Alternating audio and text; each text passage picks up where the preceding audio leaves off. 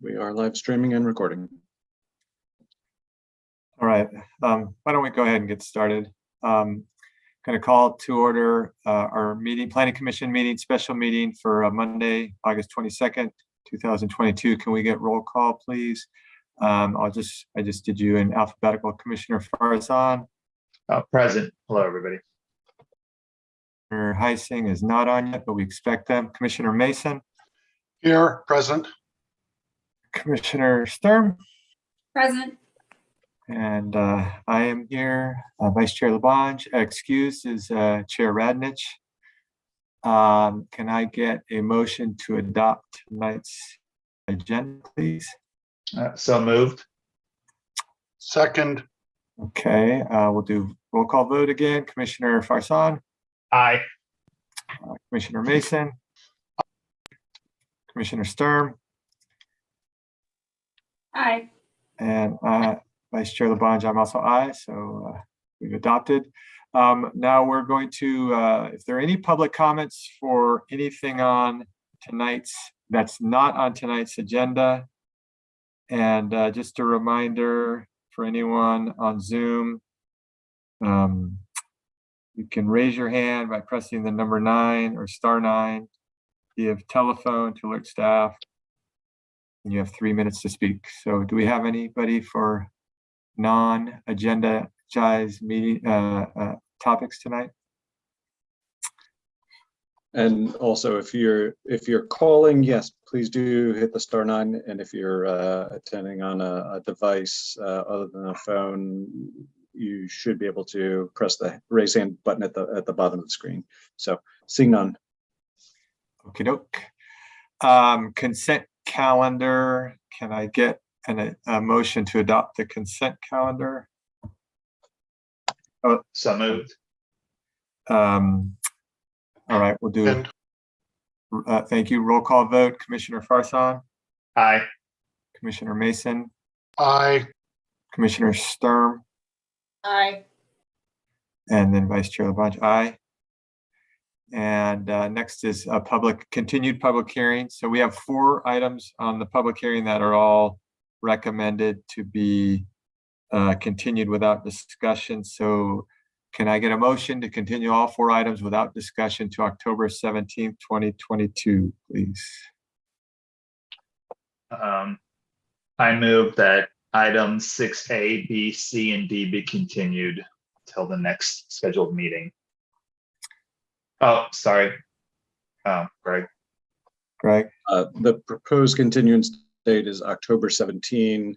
Oh, there is a date. Oh, there is. I apologize. I missed that. So thank you. So let me let me revise that. So I move that items 6A, B, C, and D be continued until October 17th, 2022. Second. All right, let's roll call vote. Commissioner Farzan. Aye. Commissioner Mason. Aye. Commissioner Sturm. Aye. Vice Chair Labange, aye. Okay, now we're moving on to new public hearing. Item 7A, general plan amendment and rezoning of AB 2923 eligible sites. Staff, if you can go ahead, please. Happy to give the briefest of introductions to Jean Heisberg, who you've seen before with projects, and she continues to support the city of Lafayette regarding AB 2923. And so happy to answer any questions after the Jean offers the staff report. Okay, can you help me share my screen? It says it's disabled on my end. Okay, great, thank you. Yep, great. So good evening, commissioners. Glad to be back tonight. Tonight we're talking about the draft zoning ordinance and general plan amendments for the AB 2923 rezoning, and this is on BART-owned parcels. I'm going to give about a 7-minute presentation. We'll keep it kind of short, and then if you have any questions, I'm happy to answer those. I'm going to provide a recap of the Assembly Bill, the Council's recent actions, provide an overview of the general plan amendments and the zoning amendments, describe the public comment and BART feedback to date, and then provide the staff recommendation. So as we've talked before, Assembly Bill 2923 was signed in 2018 and essentially makes it easier for BART to develop transit-oriented multifamily housing by establishing a set of baseline standards. And so this affects BART-owned properties within a half-mile of its stations. In Lafayette, this pertains to about 11 acres just north of the station. And based on the 75 dwelling unit an acre standard, this could generate about 825 dwelling units. The statute identifies the baseline development standards for the station. This includes a building height of 5 stories, an FAR of 3.0, no minimum parking requirements for residential uses and a maximum of 1.0, and residential density, as I said, of 75 units an acre. The Lafayette BART station is classified as the neighborhood town center, which is what attributes these set of development standards. And since we have not yet done this rezoning as of July 1st, technically, these are the zoning standards that apply to these sites. And so we're working towards, based on the council's direction, identifying standards and rezoning these parcels. So we've met a couple times over the course of the year. In January, the Planning Commission recommended proactive rezoning of the AB 2923 sites. The council then directed staff to begin preparation of the draft ordinance that you see before you tonight. And then in July, the Planning Commission recommended certification of the housing element update EIR. This is relevant here because the rezoning of these sites is included in the project description of the housing element EIR. And so the council will be considering certification of that EIR at their upcoming meeting in September. So 2 parts to this. First is a general plan amendment. Currently, these sites are designated as public utilities, which does not allow residential development. And so this project does require a rezoning, a general plan amendment, and it's 2 parts. So first is establishing a new designation, which we're calling the TOD overlay district. And this would allow both the transportation utilities as well as residential and commercial uses, with residential uses up to those standards identified in the statute. And then the second piece is just to apply that district onto the site in the form of the general plan land use map. Second piece is the zoning ordinance. This is proposed as a TOD zoning overlay.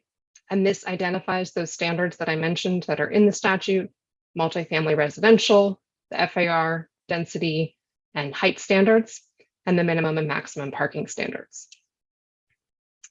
Additionally, we've proposed some additional standards to better align the overlay with how the current city's ordinance is organized, so it better matches other districts within the city's municipal code. And so this includes identifying a building height of 58 feet, which corresponds to that 5-story limit. Identifying open space requirements. These are not required by the statute, but we propose them here. 50 square feet per unit of private open space and 100 square feet per unit of commercial open space. We proposed also allowing office and retail uses as allowed uses. And then lastly, extended the objective design standards that currently pertain to the downtown area plan. We've proposed extending those to this area, so north of the station, with one exception or one change, which is a modification to the upper story design standard. The way it is now, buildings in the rest of downtown tend to be shorter, and so that upper story setback starts lower. And here we've proposed a standard that's more in alignment with a 5-story building. So last piece is a zoning map amendment. So this is proposed as a TOD overlay district, which means that the overlay would be applied on top of the current district zoning, which is an R10 designation. And if by chance AB 2923 were rescinded or sunset, then the proposed zoning would revert back to the current R10 standard. And so the other piece of the zoning changes are to apply that overlay district on the zoning map within these AB 2923 eligible parcels. We did ask BART to review this initial draft, and this is not in the staff report, but I did want to provide some feedback from BART that we've received. First is that their interpretation of the statute is that it's a minimum of 5 stories required on the entire site, which suggests that our proposed upper story step backs would not be permitted. Second, they They did concur that the open space regulations were acceptable as long as the density and height standards could be achieved. And then lastly, although shared parking is, it's required that we allow shared parking in the BART parcels, their recommendation were that those more detailed standards around shared parking were not necessary or advisable since there is no parking minimum. We've posed a couple questions for consideration in the staff report, including should there be an additional open space requirement for publicly accessible open space? Again, we're only proposing private and common open space at this time.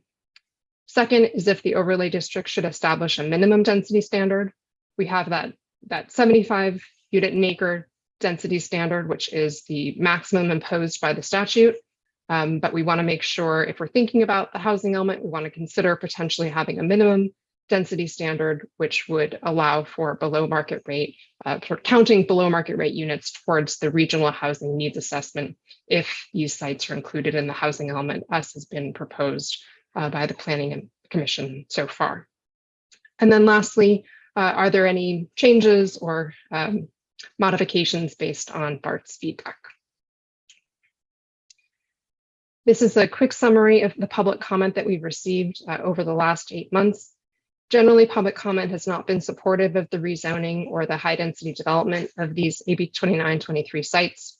There's concerns about a lack of architectural design standards, concerns about the level of density in the proposed development standards and its impacts on parking, on traffic, property values and schools. And then lastly, some concerns about the site's positioning in the fire hazard severity zone north of the station. Staff's recommendation is that you recommend that the City Council adopt the draft general plan and zoning amendments, including the overlay district and objective design standards. That concludes my presentation. I'm happy to answer questions. Thank you. Thank you. All right. Does anyone on the Planning Commission have any clarifying questions before we open to public comments? Commissioner Farsan. Thank you. Ms. Iceberg, I may just have a very general question and then maybe some granular questions. So I actually asked this question the last time you were here before us as we were going through this process. I'm still trying to understand the why. And the reason I asked that question is we've missed the July 1st deadline. So what's the benefit of doing this now? Sure. So what we've talked about here and with the council is that what this question of whether just to let the standards go into effect per the statute or proactively rezone. And there are a couple different reasons. One, if the city is going to include those sites as part of the housing element, we want the city's zoning standards to reflect the densities that are permitted on the site. Second, in the interest of good planning, we want sort of things to match up. So it's challenging for city staff if they're implementing a housing element or any other policy, if the city's standards do not match if the city's ordinance does not match what's actually allowed on the site, there's a certain awkwardness in understanding what can happen there. And then lastly, if the sites are included in the housing element, and the city will need to, we have this letter that's in your packet, the city will need to make an effort with BART to move up on BART's prioritization list. Right now, the City of Lafayette is not included in the current 10-year work plan to include these sites as potential development sites that BART would pursue. And so if we do want to move forward with that designation, then the city needs to show local support and commitment towards that. And part of that is identifying and rezoning these sites so that so development could ensue on these sites. So thank you for that. I appreciate that. Again, don't take any offense to this question. I'm going to ask again here. We've missed the July 1st deadline, right? So therefore, those zoning regulations per 2923 are on us as we speak, right? Is that correct? Yes. Yes. So Okay. the density standard, the height, the FAR, what's not on there is we're adding these use regulations, we're adding, proposing to add open space regulations, and the objective design standards. So those are not in the statute. Right. So the next question for me then is, what makes us believe that BART is going to now take these on since we've missed the deadline? They are not until we formally request that they do. And what they have expressed in the letter that they've sent to us and sent to all cities is that we need to demonstrate the local support, demonstrate the infrastructure availability, particularly around commuter parking, demonstrate the market conditions for these sites. And so we need to formally do that, formally make the request that we want to move up in the priority. And that has not happened yet. Sorry, bad question on my part. I meant, why would they now accept these since we're already dependent on missing the deadline of July 1? So isn't their position, here's what you have to follow. Why does it matter that we're adding things after the fact? I'm saying, why would they need to, or would they approve this? Does that make sense? Forget about the housing element portion. That's step 2, 3, and 4 for me. Sure. So right now we have this finding of nonconformance that's been adopted by the board. And so the statute goes into effect. But that's not to say that that couldn't change in the future. And particularly around, BART's going to be updating its work plan. And as part of that, well, I know you want to set aside the prioritization issue, Sure. but anytime the city's ordinance reflects a series of standards, those are not going to be ignored as long as they are in line with AB 2923. So it's sort of, I hear you, it's sort of reinforcement of what the statute already said, but it does add more clarity that these are actually the standards that are in place, even though we've got these R10 standards on the books that actually are not enforceable. Got it. So let me ask, sorry if I'm taking up everybody's time, I apologize. It's just a couple of more questions on that. Just hypothetical. We don't approve this and the city council doesn't. Forget about us as a first step. City council says, forget this. We're not doing the zoning right now, right? We're not going to do this overlay. How does that change, I guess, the housing element that's with the state as we speak right now? I'm just trying to connect this, or I guess, sorry, let me retract that question. Let me ask this question. Can we change the zoning that's before us down the road and not now? And the reason I ask this is, can we see how the state accepts the housing element that the city has provided? I mean, we're waiting on feedback still, right? Can we then wait to see what that feedback is and then do it down the road? I'm just trying to figure out timelines. In my personal view, I hate doing something when there are so many other variables out there that could change what we're doing now. So do we have an opportunity later to do this instead of doing it now? If that question makes sense. I see Greg eager to answer, so I'm going to pass the torch. Could the city wait to rezone? Yes.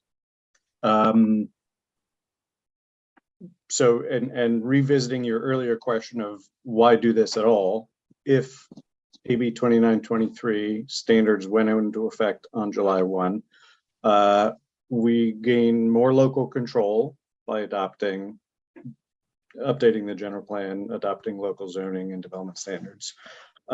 And it goes towards what the community has indicated it wants with respect to growth and the opportunity, including the BART sites as an opportunity site. So it furthers that. There's still a significant gap to cross, but not doing it or delaying is an option. It increases the chance that HCD in its review will point out the inconsistency between what the housing element says is that this is an opportunity site, yet Lafayette, your zoning doesn't allow for the density that you foresee being on that property. Notwithstanding AB 2923, I mean, that clearly supersedes. Yeah. but we gain more control, and it goes towards the site being tenable in the 6th cycle. Got it. Okay, so that helped. Thank you to both of you for responding.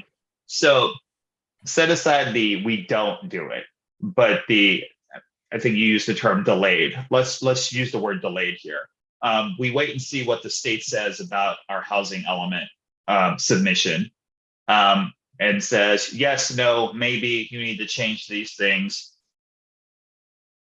Would there be any detriment to us to wait to see what the state says and then work with what we get back on this, especially because of the BART side, as you said, there may be some pushback on it. I'm just trying to weigh the benefit of doing this now versus getting word back and doing it then when we have all the inputs. I like inputs. I hate to guess what somebody's going to do down the road. Right, and I think your question is probing all of the aspects and the inputs, and so in some respects, it doesn't matter whether the city upzones or not, or rezones or not, because AB 29 standards apply regardless of whether it's, yeah. So we've discussed the benefits to doing so. I think it's worthwhile for the commission also to discuss the downsides or the cons of doing that upzoning, and waiting. I think the biggest downside to waiting is we then have a very short time frame within which to do potentially an extraordinary amount of work with very limited staff at this point. So having some history around this and knowing that we started approaching, well, over a year ago already on this, the time frames, the process moves slowly. There are statutory obligations that the state has set forth about the timing of doing general plan amendments and rezonings and ordinances, and the lead times are not insignificant. So even now, to have it done by the end of the year is it's going to be a little bit of a push to do it. So to delay would jeopardize being able to meet the statutory deadline in January. Thank you. That's very helpful. So one last question from Ms. Eisberg. You mentioned, again, I didn't know this, so this is, make sure I understand. You said since this is an overlay, if somehow 2023 gets rescinded or revised, etc., it goes back to the original zoning designation. I don't know the law on that, so I just wanted to make sure I understood that. Well, to clarify, that's the way we proposed the city's draft ordinance. So what the language in the draft ordinance says is to, as you said it. So if the law goes away, then it would revert back to the R10 zoning district. However, the same does not apply for the general plan amendment. We don't have that kind of opportunity. We need to be clear what the general plan land use designation is. So at such time as, let's say, AB 2923 did go away, we would still need to go back. If this general plan amendment on the table were proposed and approved, we would need to go back and amend the general plan because we need the general plan and zoning to be consistent. But yes, the zoning is more of a trigger type of release. So it's almost like conditional, essentially. Right. Thank you so much. I believe Commissioner Sturm, you had your hand up for a question. Thank you, Chair. I have a few questions. The first one, well, they're not in any particular order, but well, in terms of the feedback that we've gotten from BART, I think one of the comments was that they wouldn't approve the upper floor setback that we'd be requiring. Could you clarify that? Or is that something that they have total control over? Does that mean that we can't have any kind of setback at the upper stories? Yeah, so just to clarify a little bit more. So the statute says that in Lafayette Station, the height needs to be at least 5 stories. And in the BART guidelines, what they say is that we really cannot have any modifications to that height limit. We can't prevent that height limit at 5 stories anywhere on the site. And so our interpretation has been a little bit different, which is why we proposed it, because we believe that we can get to 75 units an acre. We can get to that 3.0 FAR without having a 5-story envelope throughout the entire site. And so this is a standard that exists elsewhere in downtown at a lower height limit, but that's why we proposed it here. Now, I do acknowledge these are the objective design standards, extensions of the downtown standards. We've talked earlier this year about the various options that we could pursue at this point in time to revise the zoning that maybe greater architectural design standards. But yes, at this time, that's what we proposed. But we did get this pushback from BART. Hopefully that clarifies a little bit more about the potential discrepancy. So their comment is questioning whether there's a conflict between what we'd like to require and what's permissible in their guidelines. So we may just need more correspondence with them to show them that it's proven workable elsewhere or something like that. Well, Greg, you want to hop in? Happy to. As Jean said, to allow 5 stories everywhere, in our view, would essentially be allowing an FAR of 5. But that is not the standard. The FAR is 3. And so BART is the entity charged with determining compliance under 2923. And they have interpreted what the state did to mean you can't require a lower height or lower story count anywhere on the site.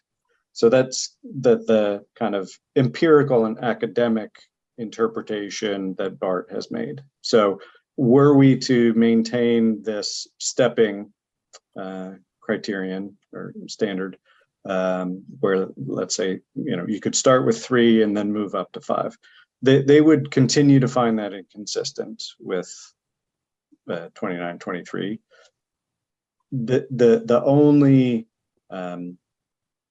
implication of that, if you will, is they would continue to report to the state that AB 2923 governs and overrules Lafayette's zoning standards or objective standards with respect to that. But they've indicated, who would be the applicant? The BART would be the applicant, and their approach, it would be to attempt to comply with all of the city's requirements and desires around the design. And so would be willing to work with the city to try to achieve that in a project. If they could meet all of the other aspects of the project and achieve that, they've indicated a willingness to do that. But just from an academic standpoint of what their interpretation is with respect to the 5-story limit, they've said it must apply throughout the entirety of the property. So I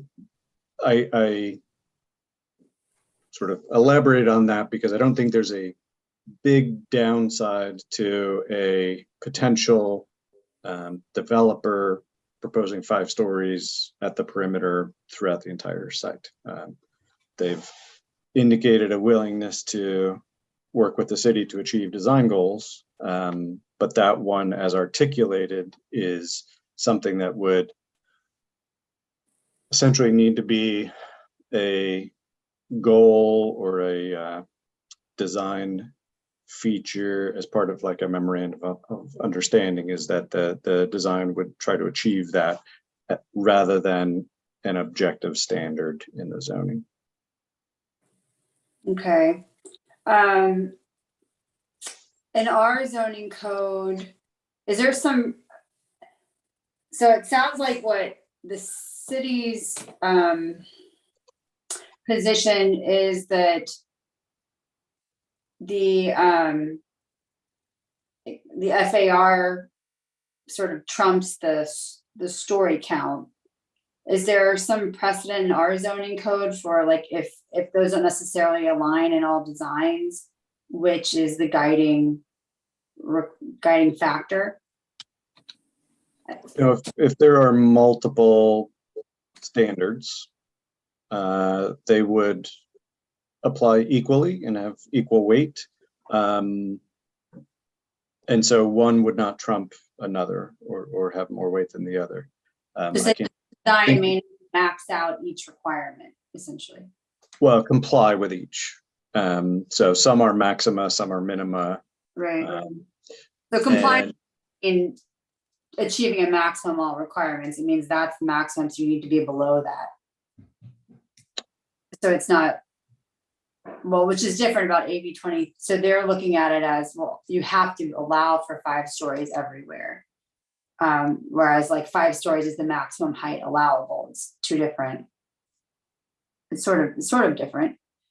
Right. So we could not require, essentially develop a standard whereby all 90% of the site is limited to 1 story, but in 10% of it, we could allow 5 stories essentially, and allow up to 5 stories. Their point is the 5-story, allowing for 5 stories applies to the entirety of the site. And in their view, with respect to how does that 5 stories over the entire site, which is an FAR 5, comport with the requirement for allowing a FAR of 3, is that there would be internal circulation and open space and other aspects of the design which are not building and not generating FAR. And so in that way, you're getting to 3, even if buildings go up to 5 stories. So Okay. Yeah, I think so. So staff is proposing that we go ahead and keep this design standard regarding the building bulk, and then sort of see what happens if we get to the point where there's an application, and sort of work it out at that time, assuming that it will be something that we can work with BART on, because they've expressed a desire to meet our design standards. And then it could potentially be like a legal issue if BART's enforcing AB, is the enforcement agency for AB 2923, and they have a different interpretation. I don't know that BART would be identified as the enforcement agency, but they are responsible for reporting to the state as to local jurisdictions' compliance. So they would do that evaluation, have done so, and have reported Lafayette complies with these, call it 6 aspects of 2923, but these other 6, it would be 4. You know, AB 2923 governs because Lafayette's zoning only allows single family currently. So they will report out to the state what we comply with, what we don't. And in the case where we don't, 2923 governs.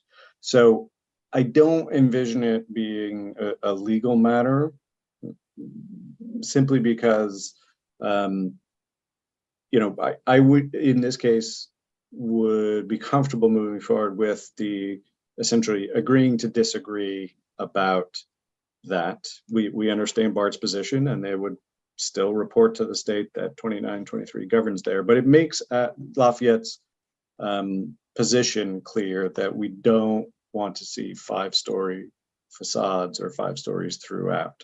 That we want to see this stepping back, which is important to the how the project is perceived, and this is true in the downtown, and I believe it should be true here as well. And so the forgive the term, rubber will meet the road if and when a actual project is contemplated and designed. And I don't think anyone would, there's no reason to adjudicate it absent an actual project. And they've expressed willingness to try to meet all of the community's goals with respect to design and otherwise, if they can meet the density and achieve their project goals as well. Okay, I mean, I think I understand what your position and your recommendation for how we proceed. I just was wondering how this would be ultimately resolved, and it sounds like it's sort of an unprecedented situation, right? So we don't know for sure what would happen, but you're hopeful that it would be worked out with, yeah, it'd be something that we can work out with Bart. Yeah, okay. Let's see, other question was, well, there's a question put to the planning commission regarding public open space, and that I think that can potentially tie to mixed use. And I know when the planning commission was reviewing the housing element, we talked about potentially having a mixed use requirement. And I think the consensus, staff's consensus in the planning commission was that we didn't want to put that in because we just sort of wanted to leave it open, and that it could be, it might not be desirable there on those sites. So I was wondering, I didn't have a chance to look at the council's discussion, but what was the council's feedback or direction on that when they looked at the housing element? And if we wanted to include something, would the new zoning code be the place to do it? So I think the council, the version that they endorsed submitting to the state, was essentially silent on commercial at the BART station. Would the zoning be the place to put in a requirement if the planning commission deemed it appropriate to require some portion be commercial? Yes. But similar to the core area of the downtown, only does not allow residential all the way to the ground. So that first floor along the boulevard would need to be not residential. Okay. And then we've given an overall maximum building height. If we were to decide to put in a mixed use requirement, would we also want to say like a minimum height for the ground floor when mixed use is there? You could do that to ensure that the ground floor is more viable. I think that would probably come out of the project design rather than the zoning. And BART has articulated its goal of targeting 30% affordability, which would put the project well within the range of the state density bonus law. Not that they would necessarily pursue the units, but then the project would qualify for concessions and waivers. And so were there something that would need to provide relief to make the project buildable, the city would be obligated to do that. So in the example of if the city sets a 58-foot height limit and they come in at 59, they would not need to do a general plan amendment, a zoning amendment, variance. That it could just be a waiver to get to that additional height. Okay. But as far as a minimum height requirement or a height requirement on the ground floor, do we have that in the downtown design guidelines? I don't believe there's a minimum height in there. That stems generally from the project design itself and what kind of occupancy and tenancy they're targeting.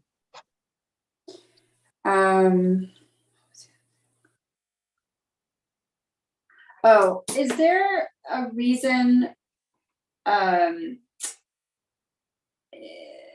the new zoning guidelines that you all put together, only one of the design standards is given and then the downtown objective design standards are referenced? Is there a reason that we're not, and I think in the staff report, staff referenced that there's some standards that apply to parcels bordering the creek, which obviously don't apply to the BART site, and that's not mentioned in this new zoning document.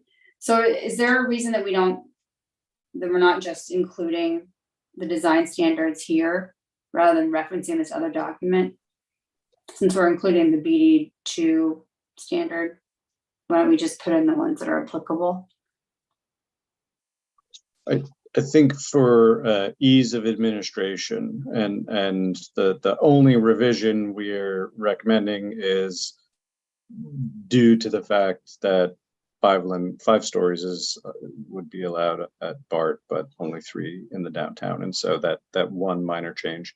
Having duplicate copies, if you will, of any given standard proves problematic if updating that standard in the future.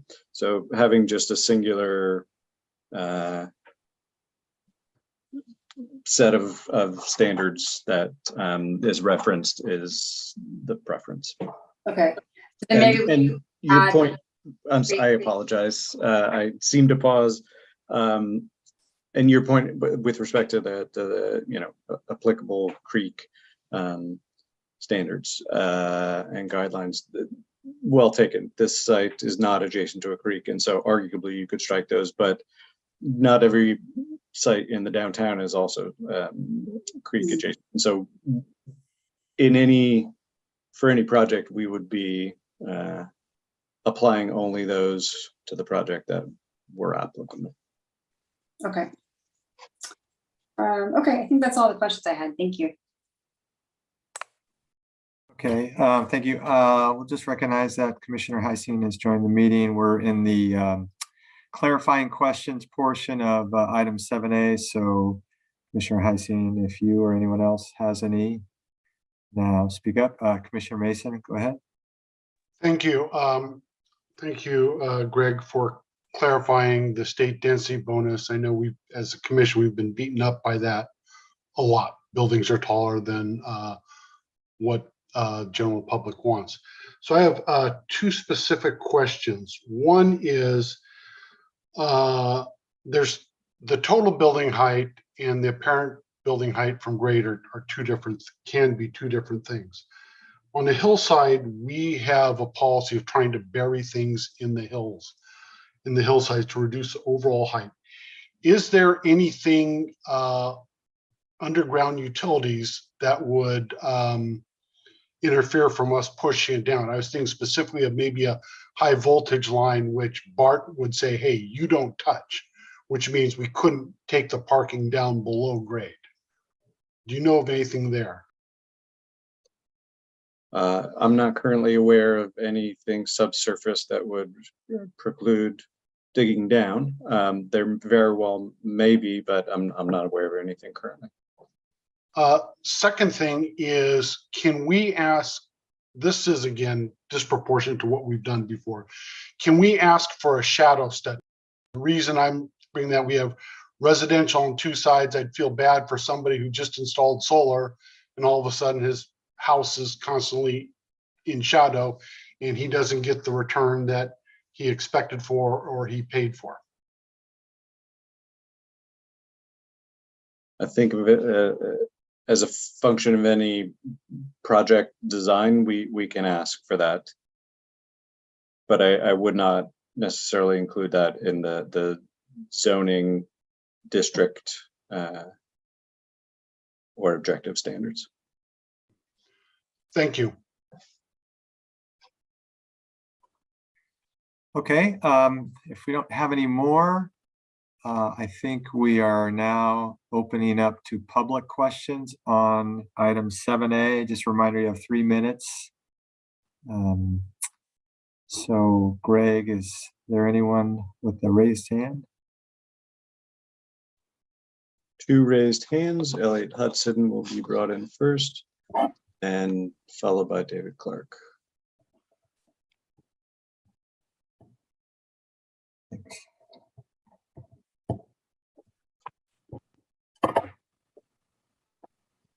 Good evening, commissioners, and thank you for your attention to this rather maddening issue. Although it's very hard to understand, I agree, I think that you should adopt an overlay because it allows some application of objective design standards. And definitely any densities that occurs on that site should give the Lafayette the benefit of qualifying for low income housing, which we need somewhere in the downtown. But there are multiple problems with the staff recommendation to the commission. By far the most important is that any zoning to meet AB 2923 should be conditional to apply only to the extent and for so long as mandated by the law.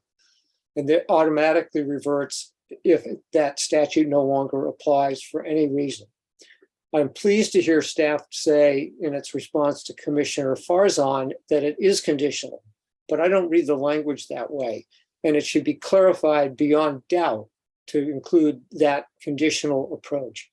In the letter I submitted, I suggested where you could add language, just a few words that says that the zoning is, quote, only to the extent and only so long as AB 2923 applies to those parcels.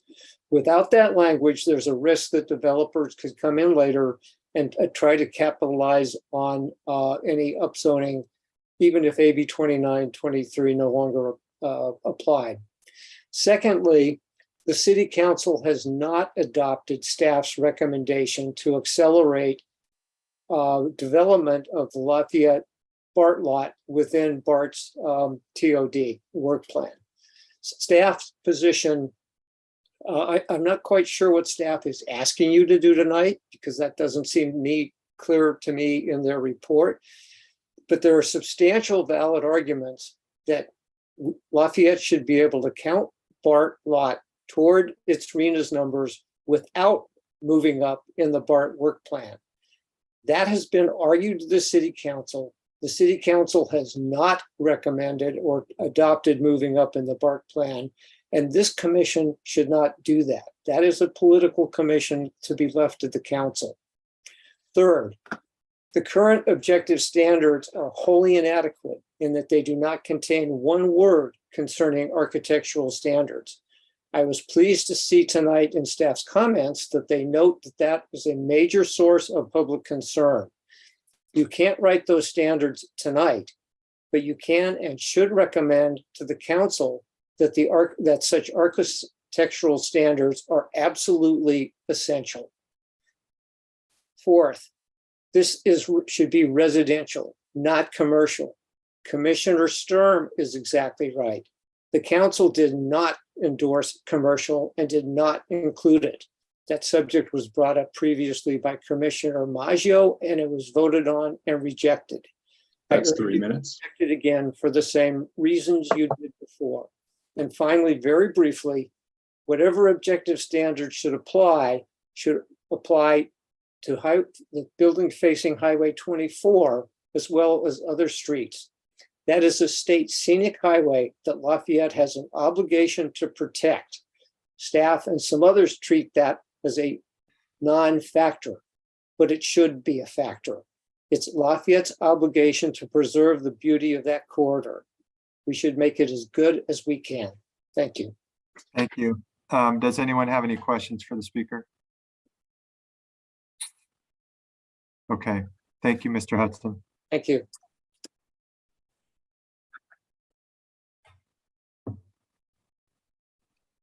The next speaker being brought in is David Clark.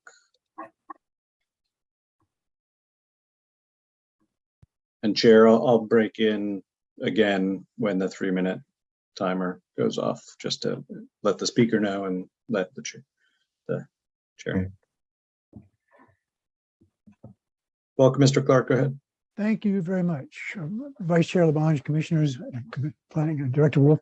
I have a couple of comments about a topic I brought up before, which is the application of a new state statute 66-300 sub I, which is a no net loss provision. I made a brief public comment to the commission earlier, trying to give you a heads up that this was on its way. But it's here now, and it's here because the upzone is on the agenda tonight, for example, and it's on its way to the city council. One of the provisions in this no net loss provision is that it allows upzoning and downzoning, right? Actually allows downzoning to the extent that there's upzoning elsewhere in the city of at least that much, if not a greater amount. The biggest constraint is that both of those pieces have to happen at the same city council meeting. Now's the time to consider that having both of those things happen at the same time as we move forward from your deliberations tonight and on to the council. Why this has impact is with respect to the Downtown Creeks Plan. The Downtown Creeks Plan, as you know, was adopted in 2017, but never codified into the Lafayette Municipal Code. We've been trying to get that done for the last 5.5 or 6 years. It's very close, as you know, by what was on your agenda tonight, but it hasn't happened yet.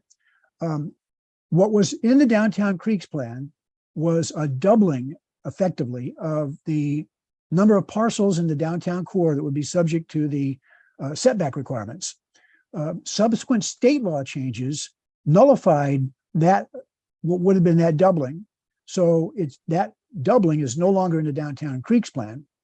What this offset would allow is essentially to put the Downtown Creeks Plan back where it was when it was adopted 2017 with respect to the application of the setbacks to all of the creeks or water courses actually in the downtown core. So it's important for that reason. And it's a relatively straightforward statute. The city attorney has agreed that it applies in our situation, and she's focused on both of those pieces have to happen at the same meeting. The upzoning you're taking care of now, assuming that goes forward. The downzoning, I think, would be a simple matter of changing 3 words in the deleting 3 words in the existing statute and substituting 2 words in their place. And that effectively downzones all those parcels because that's what the state law did. So I think that's a fairly simple downzoning fix. And some practical things. This is not my crazy idea that I came up with in the basement one afternoon. This is in the state statute. It's very clear that the opportunity exists and we can use that. We're to some extent, we're playing with house money because the upzoning that we're talking about is, assuming it happens, it's going to happen anyway. So we don't have to say, okay, we don't have to say we have to go out and find parcels to use because they're already there. So what I'm asking for is that you include a recommendation to look at this in the proposal that you forward to the city council for their consideration, because I think the time to do this is now, and it's one of those you only get one bite of this apple thing. Thank you. Thank you, Mr. Clark. Does anyone have any questions for the speaker? Okay, thank you, Mr. Clark. Do we have any more public comments? The next speaker, 3 more hands raised now. The next speaker, Libby Henry.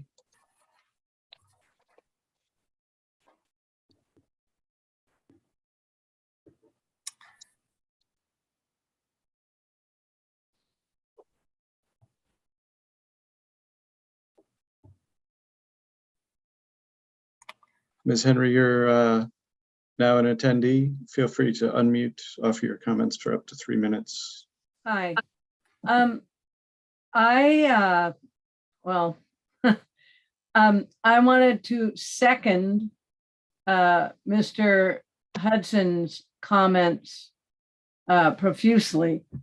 I think he said it a lot better and more concisely than I could have. And he has a lot clearer understanding, but I still have some comments and questions that were not covered. I'm still not understanding if we've already sent the housing element to HCD, why are we discussing changes to it now before we have their feedback, as Mr. Farzan mentioned? And this agreement, or I'm not sure what you call it with BART. It's my understanding, the people of Lafayette found out about this through a Twitter feed from Rebecca Salzman. And yes, she's the BART president. However, she is not our representative, not us people, you know, not anybody on the BART station and north. And Deborah Allen, I know, does not concur with her assessment. And I'm just wondering where, who gave the authority for our planning director to go ahead and say Lafayette's right on board. They want to move up the time of development as if everything's a done deal. AB 2923 is an unconstitutional amendment. My parents and myself and all of us have been paying for BART all this time, and we haven't, and it was a voter approved act, and we're still paying for it, yet, you know, now the state wants to give BART the opportunity to sell off parking lots that we paid for to private entities so that they can develop, you know, and make billions of dollars off of it. I'm having a real hard time with the constitutionality of the AB 2923 in itself. And I would just like to know how and who, by whose authority did, Greg, did you make that statement, or did Rebecca Salzman speak out of turn? Because she made the Twitter statement that Lafayette, you know, wants to go ahead and rah, rah, rah. And that was very upsetting to a lot of us because we weren't aware that Lafayette was on board. I didn't hear anything That's 3 about the minutes. city council. And I also just want to say, I don't understand if we can do the 75 units per acre with 4 stories, why is BART wanting to force us to build 5 stories? And, you know, obviously we've already broken our own city ordinances regarding height. Ms. Henry, I want to, we need to wrap it up, please. So last couple seconds here. I just did. Thank you. Thank you. Okay, are there any questions for Ms. Henry? Okay. Greg, I know we have another speaker. Let's go through all of our speakers. And just a reminder for all speakers. Two more hands raised. Robert Lavoy is the next speaker to come in. Okay.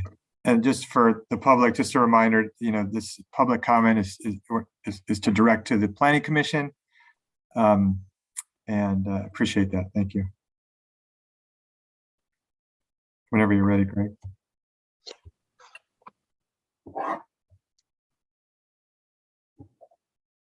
Mr. Lavoy, you're a panelist. Please feel free to unmute and use up to 3 minutes for comments. Hello, everybody. Good evening.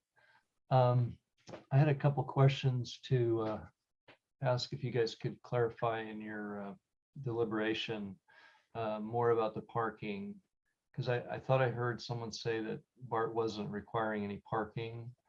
And I know that there was something in their standards about making up for transit parking. And that's like the city of Lafayette's responsibility from my understanding. So if you guys can talk about parking from a residential standpoint and from the transit standpoint, because obviously if the city of Lafayette has to make up for a bunch of transit patrons parking, that's going to be a big deal. And also if BART doesn't require enough parking for the residents, then that's going to be an issue for surrounding neighborhoods and downtown. There was a comment just now about considering minimum density.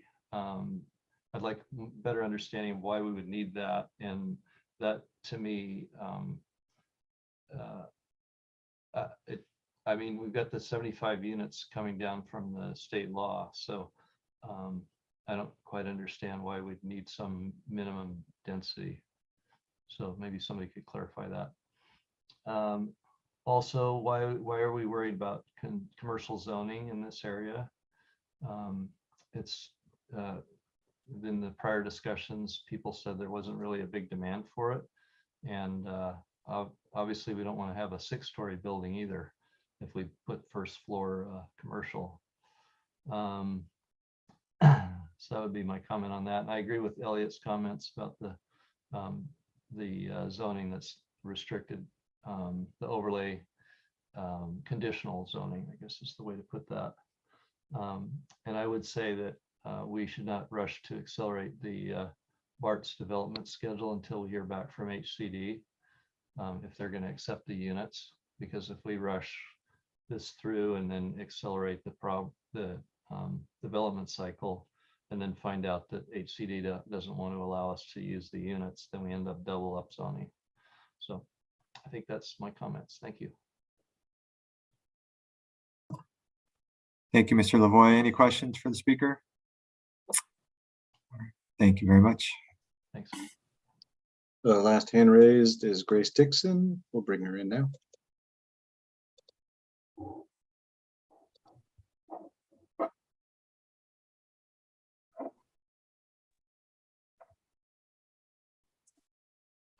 Good evening, everyone. Can you hear me? Yes. Perfect. I'll be brief. I wanted to reiterate David Clark's suggestion that we pursue the opportunity of the unique opportunity. In fact, it might be our only opportunity to try and salvage the creeks and access to the creeks and the easements to the creeks. So I would really like to pursue that as much as we could. And second was a question or a comment on the slide during the presentation. I'm going to try and bring it up right now. I took a picture of it. Questions for consideration. Should the overlay district require a publicly accessible open space standard? And I'd like to give a big 2 thumbs up for yes, it should. As you may have heard me say many times before, public open space for the downtown. Right now we have 2 square foot per downtown resident of open space parkland. After the new units, we will have less than 1 square foot of open space parkland per downtown resident. World Health Organization has the minimum at 100 square foot per resident. Lafayette has a standard of 200 square foot per resident. Right now we have 2% of our of the World Health Organization standard and only 1% of the Lafayette standard for downtown residents. So I think whatever we can do to provide open space to our public, if we can make lemonade out of this situation, I'm pleading with us to do so to the greatest extent that we can. And that goes for creeks and creek walks as well. That's it. I just have one question, and then if anyone else has any question, do you consider roof space, if it's public, to be open space? I'm sorry, do I consider what space? Roof, or, you know, top of a, let's say it's a 5-story residential building with a flat roof that has views. It's less than ideal, but honestly, beggars cannot be choosers. Right now, we have so close to nothing. I think it should be ADA accessible. So roof space without an incredible amount of expense is not ADA accessible. And so it's very unlikely to happen. However, I wouldn't say no to it because, as I said, beggars can't be choosers. Thank you. Does anyone else have any questions for the speaker? All right. Thank you very much, Ms. Dixon. Greg, do we have any more? Chair, seeing no additional raised hands. All right. Then we will now close the public comment period. We'll now open up to Planning Commission for discussion. So go. Discuss. Commissioner Sturm.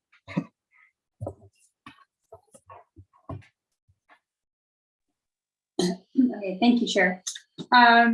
Actually, well, I have some comments, but I wanted to start with a couple more questions.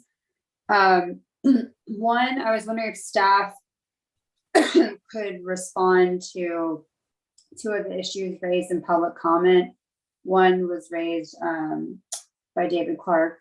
I was trying to follow exactly what he was saying, but I don't think I followed it completely. So I'd like staff to share their take on it. And then the second one was the comment that we should tweak the language in the new zoning code to make clear that if AB 2923 is no longer, that the zoning will revert back to R10. Taking the second point first, I think we can add that additional language with I think that was the intention. And so to state that intention and make it explicit that what happens to the TOD zoning, that overlay zoning, if and when AB 2923 or a follow-on is no longer applicable, that it would revert to the existing single-family zoning. I think we can add that. The first question with respect to Mr. Clark, yes, we agree that state law under AB 330, I believe, essentially is no net loss. So the city, the state adopted a law roughly 2020, which said based on what the city standards, objective standards would allow 2 years prior, of January 1, 2018, the city could not impose any standards which would diminish the development opportunity. You couldn't add a setback, add a height limit, add a step back, for instance, creek setback, that essentially those were in some way, shape, or form vested objective standards. Now, at that time, we still had design review to actually help craft the ultimate form of a building in the downtown. So what that does allow for is if you want to taketh away through some new or greater standard, you must give back so that there's no net loss. And so the Creeks Committee would like to use the upzoning associated with the 2923 eligible parcels as the giveth, and then the increasing the creek setback, if you will, as the taketh away, so that on netting those out would not be inconsistent with state law. It would be consistent with state law. My understanding is that that is technically feasible. You've had on your agenda previously the stated updates to the Muni Code and other documents that the Creeks Committee has been seeking for some time, and those did not move forward. They weren't considered, they were continued. And on tonight's agenda, they're also, you acted earlier to continue them into October. So part of that is that they have not been finalized by the Creeks Committee. They needed additional time to deliberate and consider. And so my understanding is that the Creeks Committee is not prepared to bring those forward in a timely fashion, which would allow for the adoption at the same meeting. That might be the case. It ultimately might work out, but I wouldn't recommend holding the 2923 zoning and standards with the hopes that those on the with respect to creek setback would finally be in a form ready for adoption. Part of that is it is relatively straightforward to calculate the development potential on the BART parcels. We have a land area, we have, so we could calculate out the development potential. I understand that is not the case with respect to the new properties or the properties that would be affected by an expanded creek setback, because it's applied, I don't want to say on a case-by-case basis, but it differs by parcel and creek condition. And so I think the city engineer, engineering manager Matt Luttrop, has discussed this with Creeks Committee and the city manager and estimated $100,000 to $200,000 in 6 months. And I might not have the cost and timing right, but it's not insignificant to calculate for all of the properties based on the site conditions what the creek setback would be, and thus be able to prove out that we're consistent with state law and no net loss. So I honestly don't know where that stands. My understanding is that it had been tabled or not pursued, but I'll have to reach out to him when he's back in the office next week. Is that something that like a subcommittee could work on, or is that something that would have to be done by staff or a consultant? It would be a consultant. If that ended up being workable, does the state law, like, is there some kind of, how would the takeaway and how would they need to be tied? Like, do they have to be referenced together in a document? Do they have to be within the same calendar year, or just subsequent to the state saying that you couldn't take away developability? Mr. Clark has advised, the city attorney has advised, or he has stated that the city attorney has advised that the call it the upzoning and downzoning for ease of that those would need to happen simultaneously at the same meeting. And so I think a finding in each of those resolutions would need to reference essentially the other action and thus demonstrate compliance with state law. Okay. All right, thank you. And then my other question was, I can't remember if this was on the work plan, but I asked about it before. With the downtown objective standards that have been in use since 2019, when we crafted those, there was an intention to evaluate them at some point once a number of projects had been required to use them. So what, and I know we brought it up, I brought it up before when we were looking at the housing element. What is the timeline for, and I understand that we're short-staffed right now and there's a lot on your work plate, but it occurs to me that if we are now applying those standards more broadly, that it would behoove us to sooner than later go through a process of evaluating them to see if we want to revise anything or add to. So what is staff thinking in terms of doing that?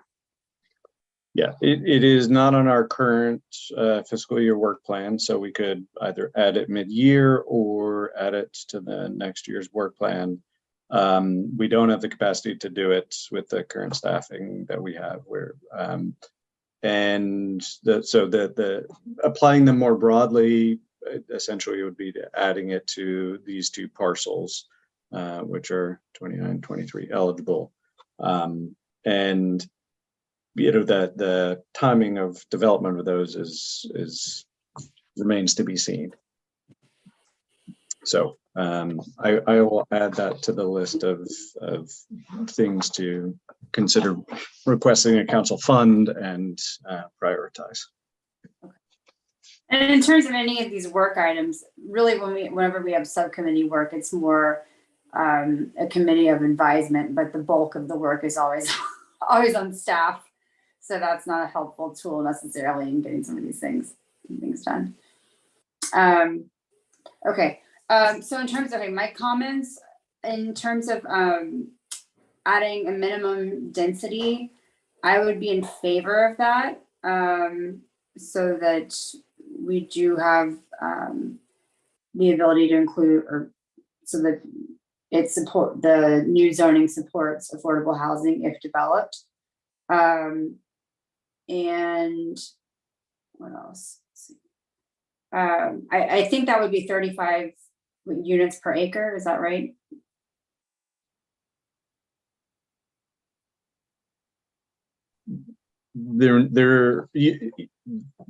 You could choose what the commission would deem appropriate. 35 is less than half of the 75, which is required under the statute, but there is no minimum under the statute. That said, we have seen private developers build projects that fall well below the permitted density. And I'm going to say that those were not entitled in the last 2 years. Most of those are at or above the maximum density. So with respect to BART, it's hard to envision them doing a project which would fall well below the 75 dwelling units per acre. It would. The private developers have sometimes opted for fewer units but larger units because those units would command the highest prices, and so trying to have the highest and best use from a return on investment. BART has a stated goal of increasing ridership and building housing and ideally affordable housing. And so to see, I'm not seeing that a significant, 35 dwelling units per acre would align with those stated goals. I mean, there's such a cost associated with doing a project that they I think would need something significantly closer to the maximum, if not the maximum or more.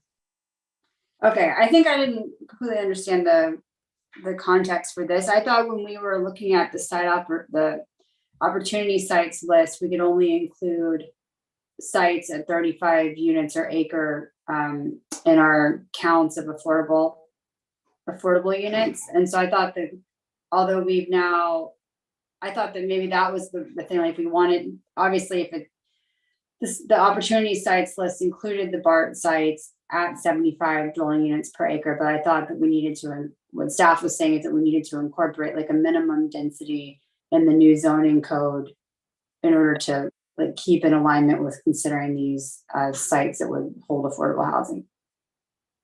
I'm going to invite Jean to respond as well. Yeah, that's right. So that was part of the thinking. It's really just a backstop to have that minimum density in place for the purpose of the regional housing needs assessment, and not an assumption that that's the actual density that a project would be built at. Okay, so that's what I just said, and that's what you were Yeah. recommending. So in that case, it could, what's the backstop, 35? Right. Okay, so is there a reason to go above 35 then? Certainly could. We put it out there. It's not in the statute, but something to consider, and haven't fully analyzed it, but it could be higher than 35. Okay, but to achieve what you were thinking, 35 would be. That's right. And especially if, we do think about an actual project that may have some shorter elements to a building or townhome kind of development on the exterior of the site, along the street facing facades, that if we're looking at density on a site by site, like a parcel by parcel basis, we don't envision this getting subdivided necessarily, but there could be an affordable housing developer and a market rate developer. So there could be some parcelization. And if it were a townhome, you may end up with a lower density component of a project on that liner, on that street facing facade. Okay. So then I think my my input would be then if it's just a minimum, then including 35 dwelling units per acre makes sense to me. In terms of public open space, I think that's a great idea. I mean, we had public comment about public open space in the downtown core, and I've been thinking that public open space or even mixed use that could be provided on these BART lots would essentially be amenities that would be used more by Lafayette's northern residents. And I think most of those lots are pretty large, so they have more open space available, personal open space available to them than do the residents of some of our older neighborhoods right behind the downtown. But that said, public open space is always a good idea, and it would obviously be to the benefit of folks that would be living in the dwelling units on these sites as well. So in the staff report, staff distinguished between common space for the development and public open space, and whether we wanted to require the second. In the objective standards, I realized that we actually are not very clear about the distinguishing between those two. So like I just pulled up the objective standards. I'm looking at the outdoor space section, and so OS1, and under access, we have visual access from a public right of way, direct physical access from a public right of way, unobstructed views to or from the building interior, direct physical access to building interior. So when we crafted those, we talked a lot. One of the design review commissioners that was on the subcommittee talked a lot about having this like transparency in connection between usually what would be mixed use on Mount Diablo and the corridor of the sidewalk and bike path and everything. So we've had projects along Mount Diablo that we have worked with during the discretionary review period.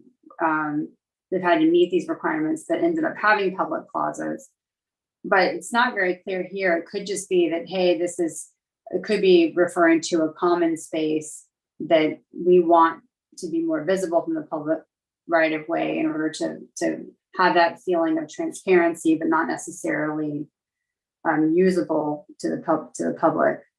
I mean, the way it's played out, I think we have created plazas that are open to the public and clearly public spaces, but I don't think that that's necessarily completely clear here. So it's helpful. I'm glad that staff brought that up, and maybe it's something that we need to tweak in the objective standards. But in terms of the BART lots, I think there's benefit to requiring both, as long as there's not a conflict with the 5 stories and the FAR in doing so. And then I'll just make one last comment on the mixed use. I think I'm a minority, but in this, but I personally would like to see mixed use if these lots become developed, because while I understand that there's a lot of nervousness and just not a lot of support from the neighborhood and having what would essentially be like a downtown core expansion to the north of the freeway, I think if development is part of our future, if that's coming, if that's going to happen, I think the benefit to that can be to make downtown more accessible to residents of the north. I see it as an extension of like walkable amenities and things like that. So I could see it both ways. If projects are done nicely and they're 100% residential and they have these nice, ground floor open spaces, it could just be a really nice transit oriented, development or neighborhood. Or if they're coffee shops and dry cleaners or a restaurant or two, that could be really nice too, to just as walkable amenities to the northern residents. So if I am the minority, then I won't keep advocating for putting in a mixed use requirement, but if other commissioners are of like mind, I would be supportive of that for the reasons that I just described. And that's the total of my comments right now. Thank you. Thank you, Commissioner Sherm. Any other commissioners have any discussion items you want to bring up? Commissioner Mason? Yes, thank you. I just wanted to follow up on some of the comments. I'll start with Commissioner Sturm's comments about mixed use retail. I've actually done a bunch of these, and they fall in the retail falls into two separate categories. One is you'll have retail, you have 825 units. So you have retail there to serve those units, such as a coffee shop, a sandwich shop. The other type is you have major retail. Whole Foods likes to get in on these projects where you'll have two level Whole Foods and 3 levels of residential above. The thought is people are going to get off BART, they'll stop in, grab dinner, and head home. If you're having that type of retail in, you're not bringing it to Lafayette because they'll go to Walnut Creek. What you're doing is you're going to just something major in Lafayette, which then in turn would open up some other areas for housing. But to have some minor retail to serve those units, I think is a decent idea. The commons, the common space and public space. First of all, for this type of unit, this type of density, you most likely will have a podium project with 2 levels of parking. So it's easy to get common space. It is difficult to get public open space because you're creating a security concern. Roof decks, I think that would be great on this one, but to allow the general public to hop off BART, go through a building to a roof creates a security nightmare for the people working there. My guess is this, while they can have larger units there, my guess is they'll skew towards smaller units. If you're going for low-income housing at 20 to 30%, those type of projects tend to skew smaller because the mix, the 20-30% mix has to be reflective of the mix of the units in the whole project. So having a lot of large units makes the low-income housing target worse off for us. Some other things that were discussed, Highway 24. Yes, there are very stringent sound transmission requirements. Those are very difficult to meet up against a freeway. So they're probably going to be keeping windows to a minimum.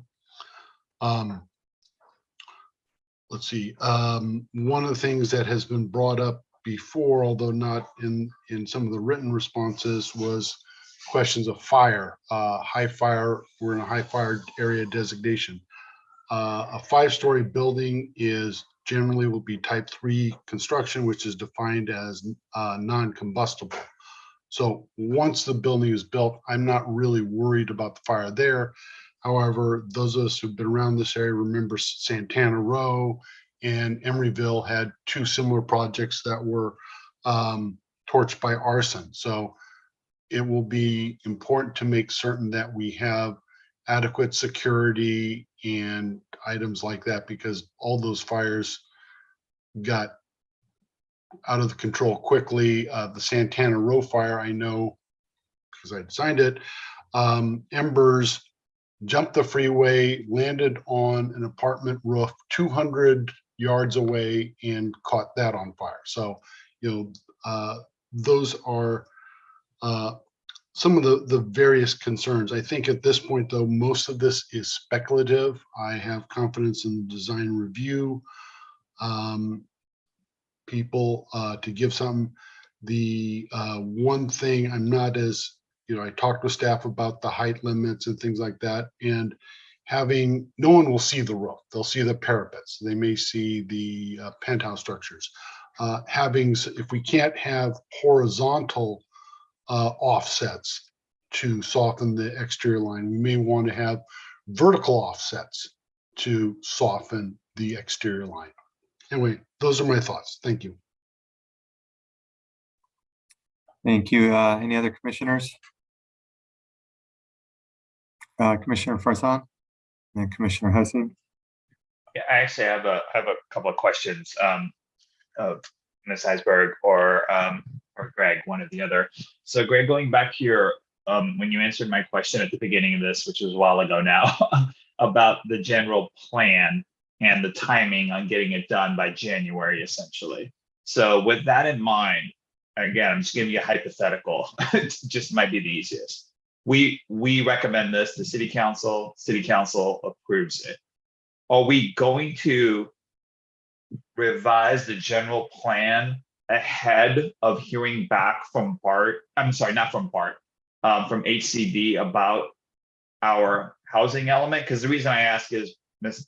Heisberg brought up a good point. You can't have that conditional, so you have to go back and revise the general plan again if something happens along the way. Does that question make sense? Are we moving forward no matter what, or waiting at some point on a response from HCD? That is at the discretion of the council when and if to act. Okay, got it. Thank you. And I know we talked about this, about the conditional language for this. I'm still trying to, can somebody point me to where the conditional language is as it sits right now? And I apologize if I missed it. I'm going to go ahead and share my screen. So this is the draft ordinance that's in the packet. And under this section 61381 general, it is a little lawyerly, but I'm going to highlight the last sentence here. Hold on.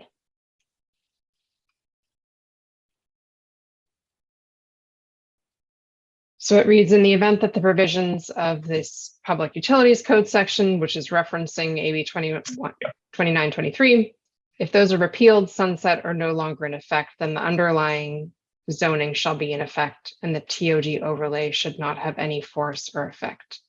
And so in plain English, that's reverting, Got it. throwing out the overlay and reverting to the R10, the underlying district. That's actually not very lawyerly, so that was actually pretty straightforward. So thank you. I appreciate that. So that makes sense. I mean, I actually think that's clear enough, to be honest with you, with the language for me as a lawyer. I just clearly missed this, so my fault on that. So my general comments, again, are this is a big deal to me. I want the conditional part because we have no idea what's going to happen in the future with this. So I don't want the zoning to remain in place if it's not going to be the BART building, so to speak, there. So that's a big deal to me. So it's there. That's a big step forward. Again, I think I'm convinced now about moving forward because initially I'm still stuck on missing a deadline and then moving forward with something that I still don't know if BART is even going to approve of at this point.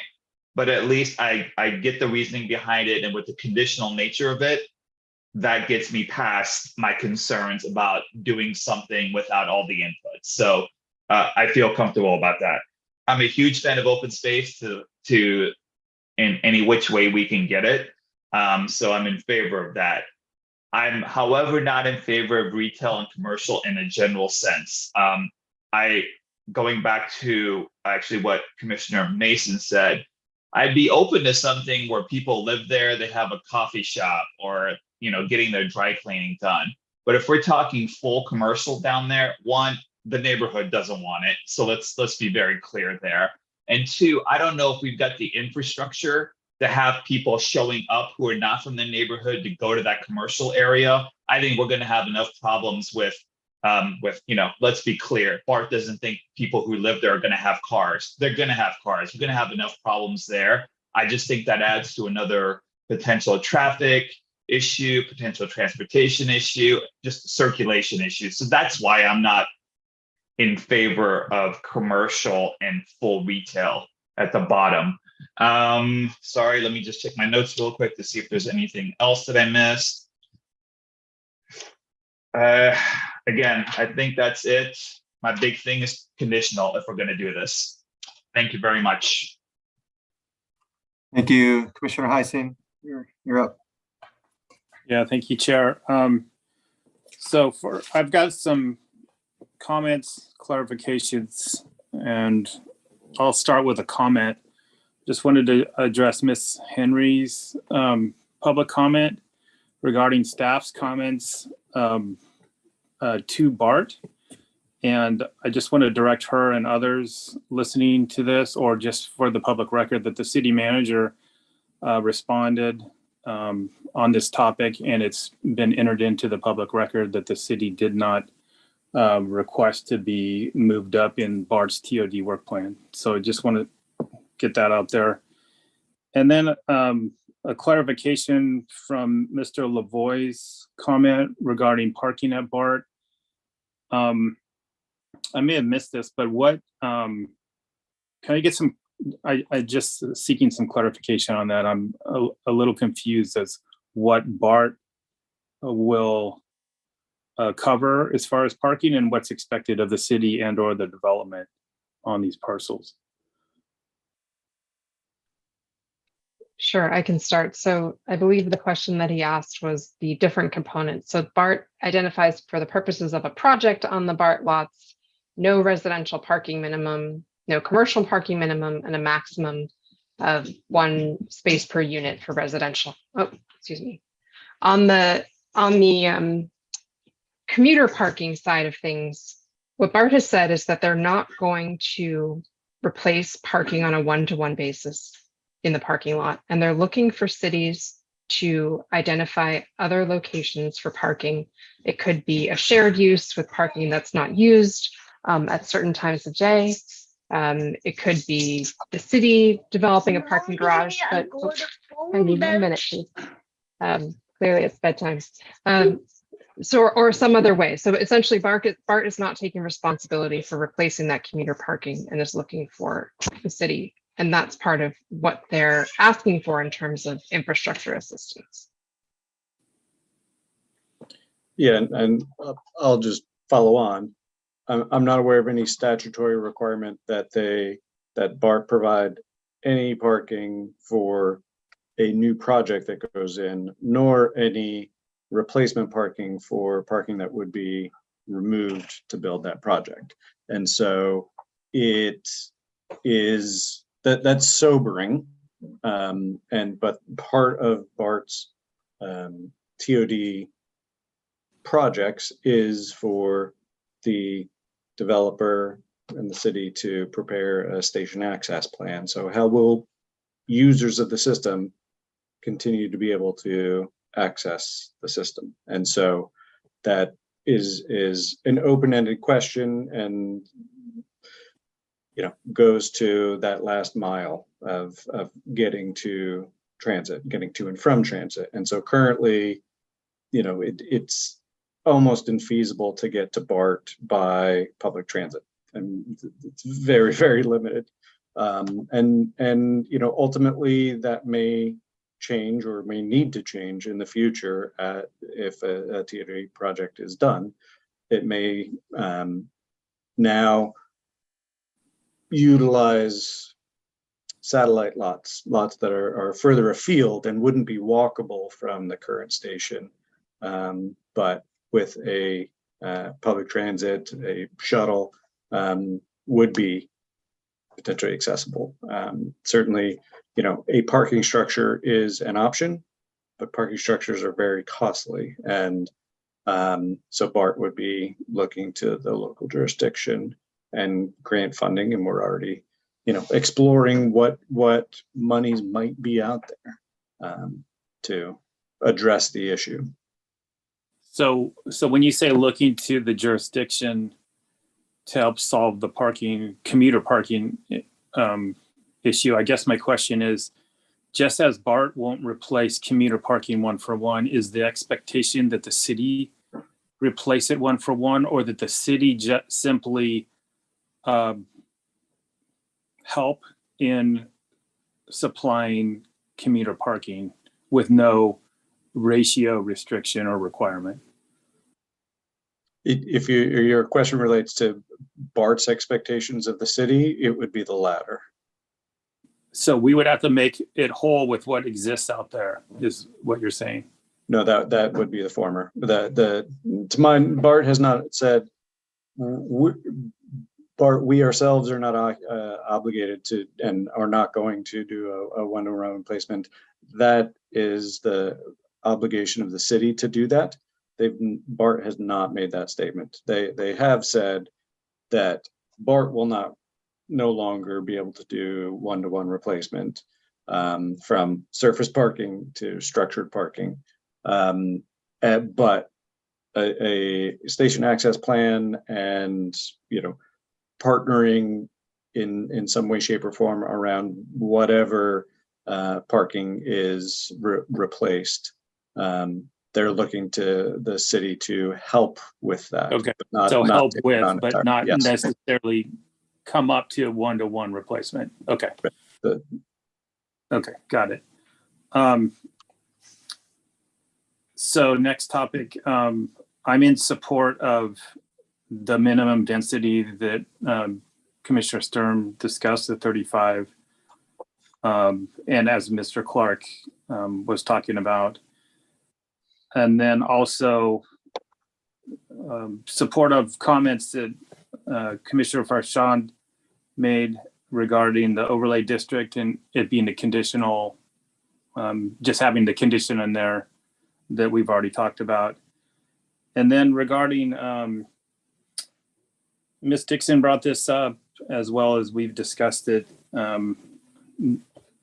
As far as open space, yes, I support common space for the residents there, but I did agree with Commissioner Mason regarding open space to the public. I do see issues or potential problems with the public being able to pass up through a building to get to a rooftop deck, for example. But if it kind of seems counter to me. We're putting all this high density there, yet how can we cram in open space at the ground level? So, I don't really favor public open space because I think we have parks in the city that are open to the public. And if you want public open space, my view is you can go to a park, you can go to Brioni's. I mean, that's a giant park across the freeway, basically. So I wouldn't want to introduce security issues of public open space in this area, unless there's opportunities to do it without bringing in those security risks. Let me check my notes here. Well, and just a quick question out of curiosity, Greg, where are we at with the park open space, the park acreage versus overall total population? Are we meeting it? Are we well below it? Are we far below it? Do we exceed it? What our goals are per the general plan? Per the general plan, the standard, if I recall it correctly, is 5 acres per 1,000 people. And to date, we do not meet that. I think the 22 acres of the Batwing property brought us closer to meeting that standard, but we're still not at that 5 acres. But you make a salient point. Thus far, the calculation, I think, is city parks. And so Briones would not be included in that. And I don't believe the Lafayette Reservoir, which is East Bay Mud's property, would be included in that. But those are both accessible by Lafayette residents, particularly those that are proximate to it. So, staff understands Ms. Dixon's point, and we take it very well, that as new, more dense housing goes in downtown, and we do not want to encourage driving if we can avoid it. Having park and open space opportunities within walking distance is a need and a desirable outcome. So it needn't be large areas necessarily, but smaller, that is more local serving. And so we would try to accomplish that to the degree that we could here and elsewhere in the downtown. And Parks and Rec is working on that, and Ms. Dixon's a commissioner. So it's very much top of mind. Okay, thank you. Those are all the questions and comments I have, Chair. Thank you. Okay, I have a couple. So right now, as we're being presented, I just want to confirm on the residential commercial, what would be the requirement now that because this is going to take on the downtown, well, those are the objective standards. If you could just clarify for me right now, what would be required with this upzoning, that the first floor is commercial or that it's not? So right now we don't have any ground floor or commercial requirement. We've listed in the draft ordinance a set of allowed uses, and that includes retail sales, restaurant. And so it's only that it's permitted. It doesn't have any stipulation about a requirement. Great, thank you. And that's exactly what I was hoping it would say. So I think we let the future and the development decide and the market decide. So thank you. And on the parking issue, that one scares me. I mean, a couple of years ago, when we first started before the pandemic, I thought, God, that's just crazy that they won't replace parking. I mean, my thinking has changed a little. I'm sure everyone's had different thoughts. And I also, in my day job, kind of understand the cost of parking. It's extremely expensive, and who knows where the future will be. And all those, I mean, you can look at every spot, depending on if it's subterranean or not. It could be $20,000 to $40,000 per spot or more, probably now with concrete. I'm sure Commissioner Mason would know, but it's probably there more. So putting it as a requirement, who knows where the future is going to be. But at the same time, I also know that if I had to go to downtown for my job, which I don't, downtown San Francisco, if there was no accessible parking at the BART, all of the convenience of that would just evaporate. So I'm a little perplexed on what to do. So one just little harebrained idea I thought while we were talking about it was, could we have some kind of requirement on this development that they develop their parking so that if a tenant, so that somehow it could be co-used. So let's say I have unit 101 and I have my one space, but I for whatever reason decide I don't want to use a car. Well, I've paid for the use of that space as my rent, or however this is built, a condo. I should be able to monetize that either in renting it to a BART user or anyone else. So that only works if the system allows that. Otherwise, it's a little jury-rigged, and then you get into REA issues and housing, association rules. So would it be reasonable without a heavy hand for us to have some requirement that be a function that could be required?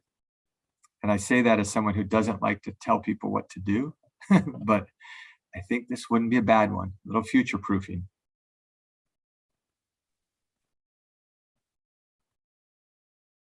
So I'll wait for an answer, please. Your point is well taken, and the concept being that any given parking space is an asset and it's a resource, and ideally you use those to their maximum potential. That's true of the city's relatively recent white paper and policy on street parking, as we want to see it utilized and utilized well. I'm thinking on the question and whether we can impose that as a requirement. I know we can certainly make that one of the desired outcomes and goals. And I think actually Bart would probably be supportive of that. We must allow, and I'll look to Ms. Iceberg to correct me if I'm wrong, we must allow shared parking. So I don't know if that would fall within that definition. But we could try to elaborate that if the majority of the commission supported that making essentially excess or unused spaces serving one use be available to the public in some form. Now, when you started your question, I was contemplating, this a new market potentially, which might open up, which currently exists in many jurisdictions, and maybe even in Lafayette pre-pandemic, was, the ability to rent someone's parking space in their driveway, so that so someone who lives on Chestnut Street, who, can't use public transit or BART, they leave at 6 to get to their job, but their driveway is open all day, and so someone who needs a space to park could rent that through an app and then walk to BART. And so that kind of private market exists. I'll stop there and let Ms. Iceberg respond, but we're obliged to allow shared parking. I think we can explore whether this would fall into that definition or whether adding it, but potentially after Gene speaks, we can potentially get a straw poll on including that. I don't have much to add. I think that summarized what the statute requires. Again, unbundled parking, we have to permit it. Shared parking, we have to permit it. We do have a certain awkwardness there. We have to permit it, but it's also not, at least in the terms of residential and commercial, it's also not required. So that was what, when we got that feedback from BART, they said, okay, you've got these stipulations for shared parking, but you have no parking requirement. So it's a little bit awkward there, but we certainly see in practice in other cities where private development does lease out their parking spaces in a building to commercial tenants outside of that building. And so we do see that kind of private transaction happening, and it's not inconceivable that something could be formalized, as Director Wolf was saying, at different times of day when you have different user groups accessing that parking. Okay, yeah, if it pleased everyone else, I would think we should include something that maybe put some kind of limit so that this doesn't fall on other unintended consequences, but it's kept to the most densified development we will see in Lafayette, the BART most likely, I'm assuming. So I would love to limit it to that without being overly controlling on how it's done, just maybe the market will take care of it, but it sounds like BART supports it. So if I kind of leave it up to maybe we just need to put it out there as a guiding thing that we're willing to work with and let them handle it. All right, just a couple other quick things. The open space, that was, I appreciated the reminder that Briones and the reservoir wasn't city, because I know, as my family, we use Briones all the time and consider it a great city amenity, whether it's the cities or not.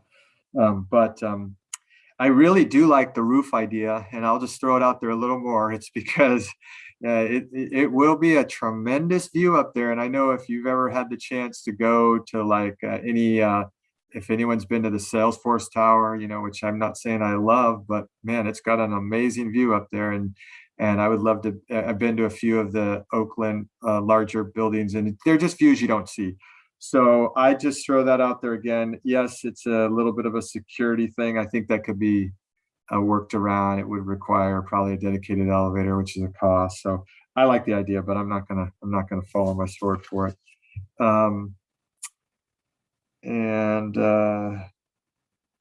Ms. the minimum density, yeah, that one, I was tending to say we should just let the market decide, but my only fear would be, could there be a situation where what Bart's goals are now change in the future, and money becomes the driving decision, and some developer says, well, I can put 12 houses and make a lot more, and therefore pay you a lot more, Bart, than 35 or whatever. And so if unless we can guarantee ourselves that that could never happen, I think I would go for the minimum density.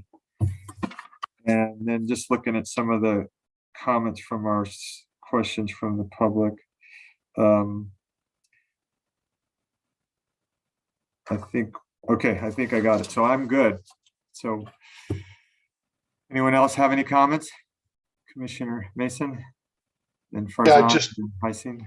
Sorry, just one quick thing, because I've taken up enough time. I'm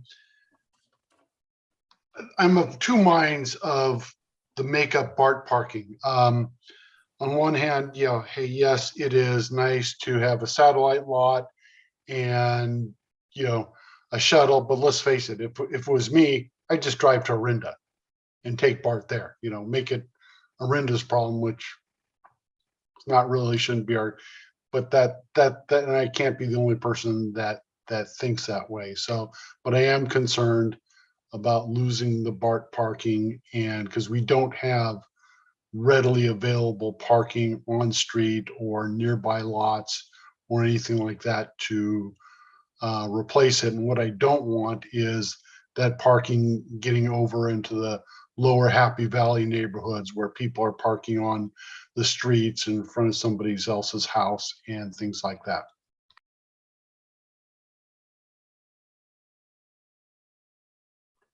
Commissioner Farsan, I think you had your hand up.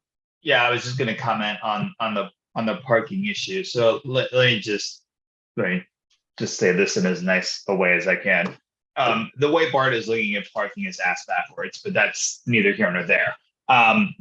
First things first, everyone who parks there is a commuter. Okay, so I don't know how that's defined.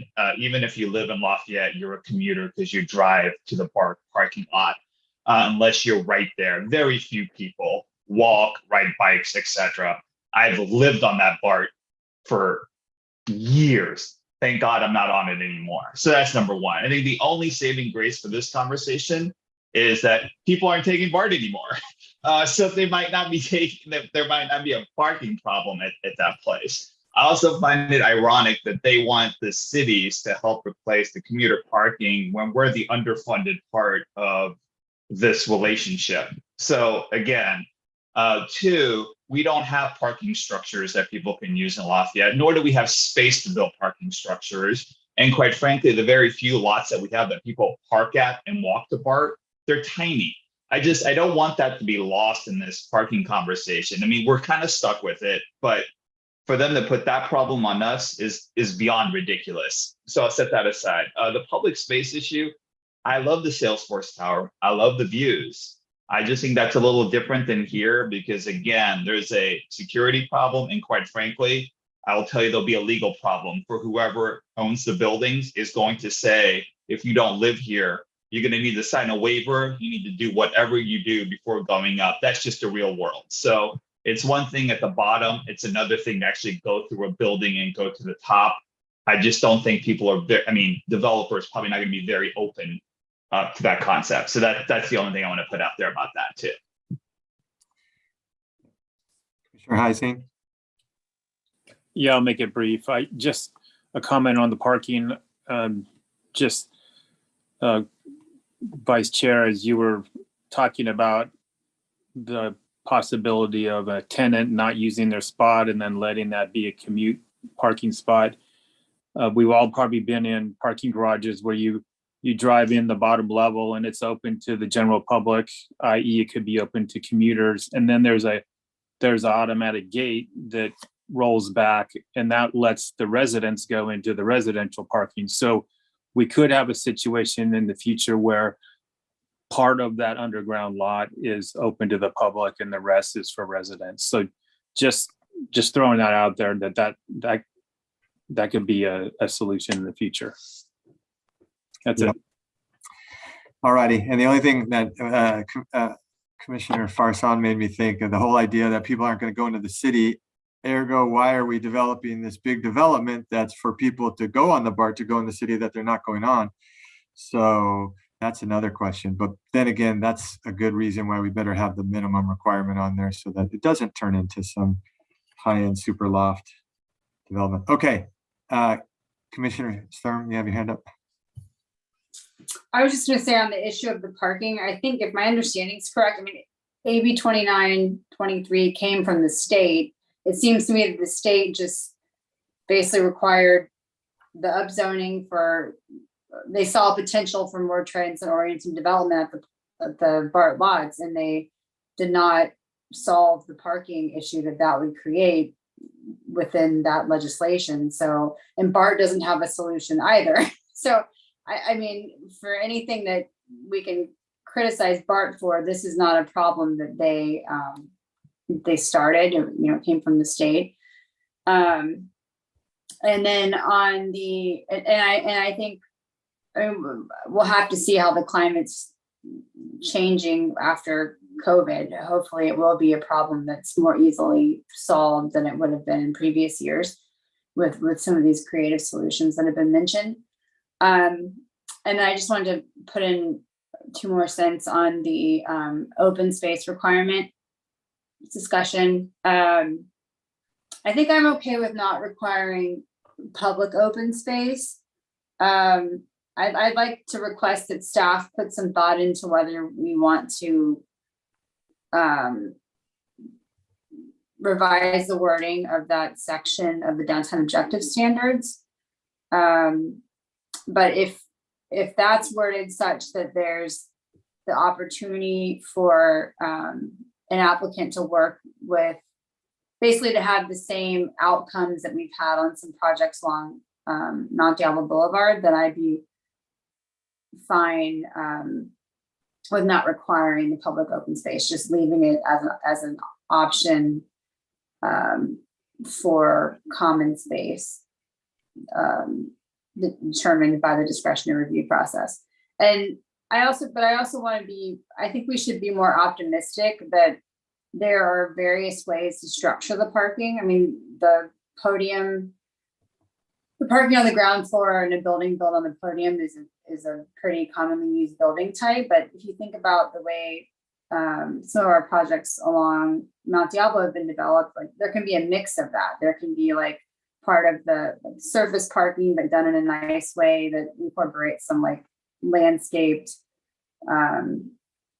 well, I guess if they're building out the density, then we're not going to have as much of that. But I don't know. I think it could be done, but I am not personally not. I mean, if we're not putting a requirement in there, then it's not sort of a non-issue. But I don't think that the rooftop or upper floor public spaces. I don't have a project in mind that sets a good precedent for that, so I don't know how workable that is. Although, I mean, you know, all of this stuff can be, if we're not putting in a requirement, but we're supportive, then it can be up to the applicant, and we can, things that we can talk about during that discretionary review process.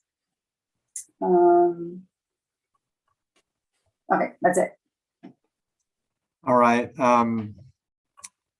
We need to get, our charge is to decide on if we're going to provide a recommendation to City Council and any changes. So do we have any motion on the floor, please?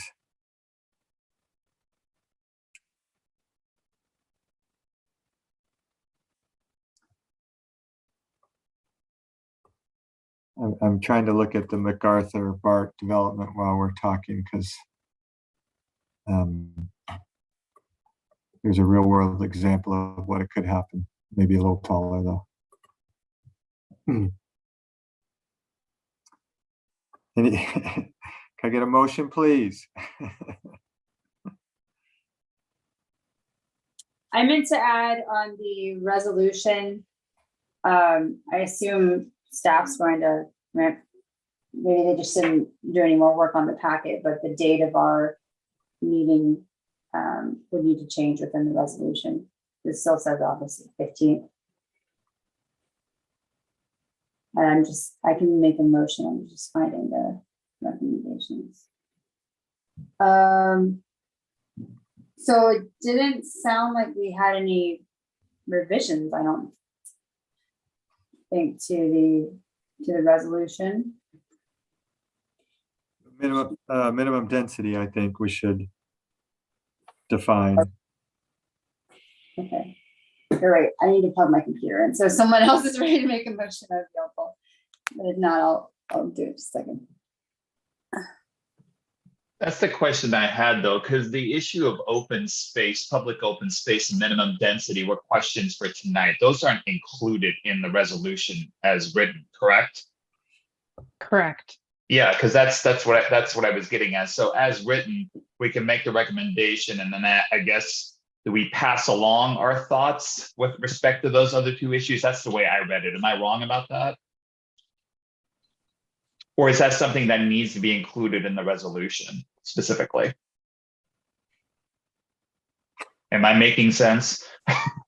You are, and the commission, based on what your motion is, can charge staff with adding, support for a minimum or establishing a minimum density of X, or yes, requiring publicly accessible open space at this ratio, or not.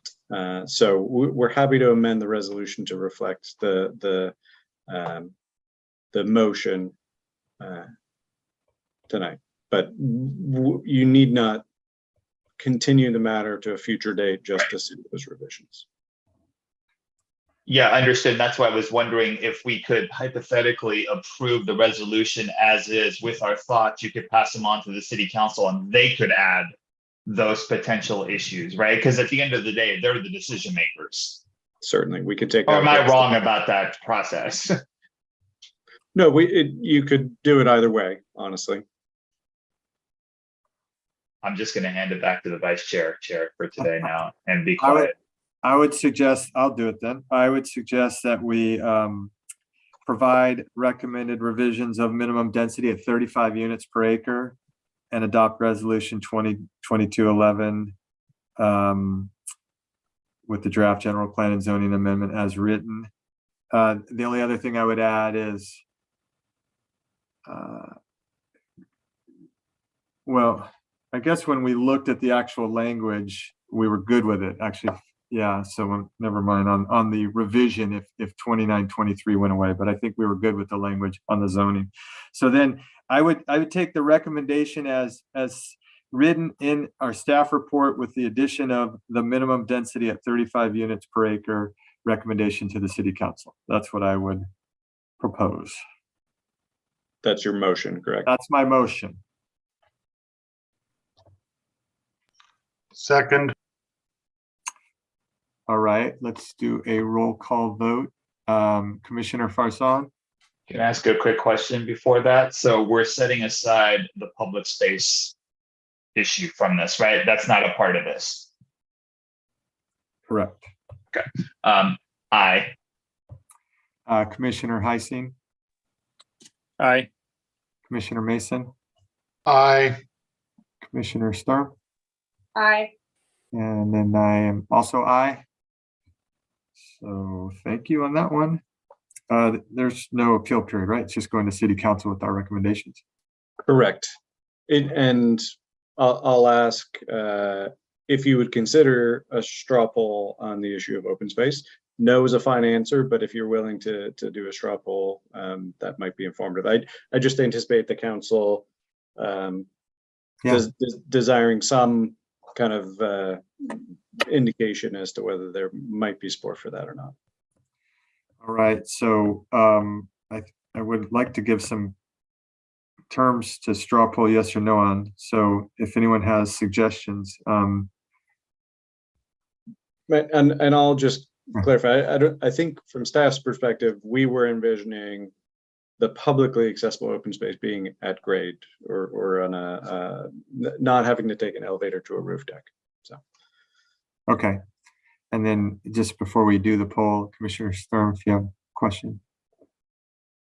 Are there, just to confirm, the BART lots are composed technically of 2 parcels, so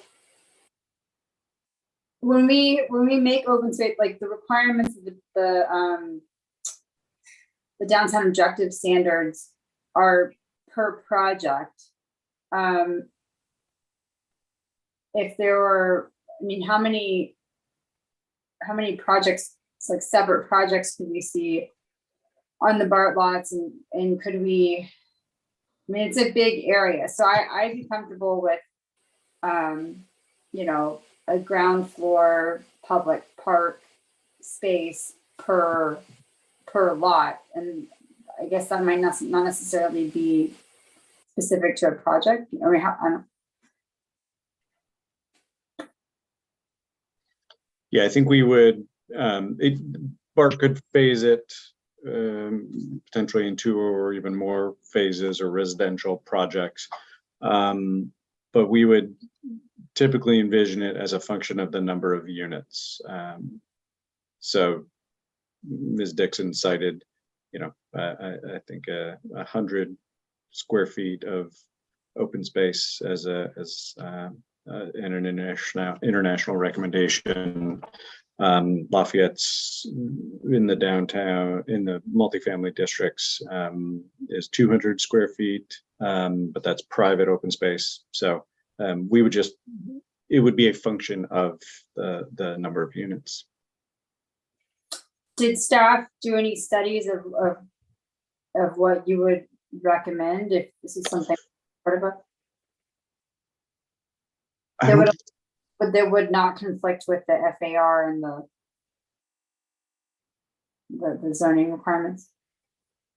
No, I haven't done any studies of this. I think what we're finding so far at these BART stations that are getting developed, and many of you may have visited some of them, it tends to be more of a public plaza. It's not a green landscape, you know, heavy grass landscaped open space, but rather more of a hardscape plaza with a mix of plants. And so although it could be a per unit basis, a number per unit, it may be more of a single, or maybe on each of the lots, open space that's a certain size or a certain percentage of the site overall.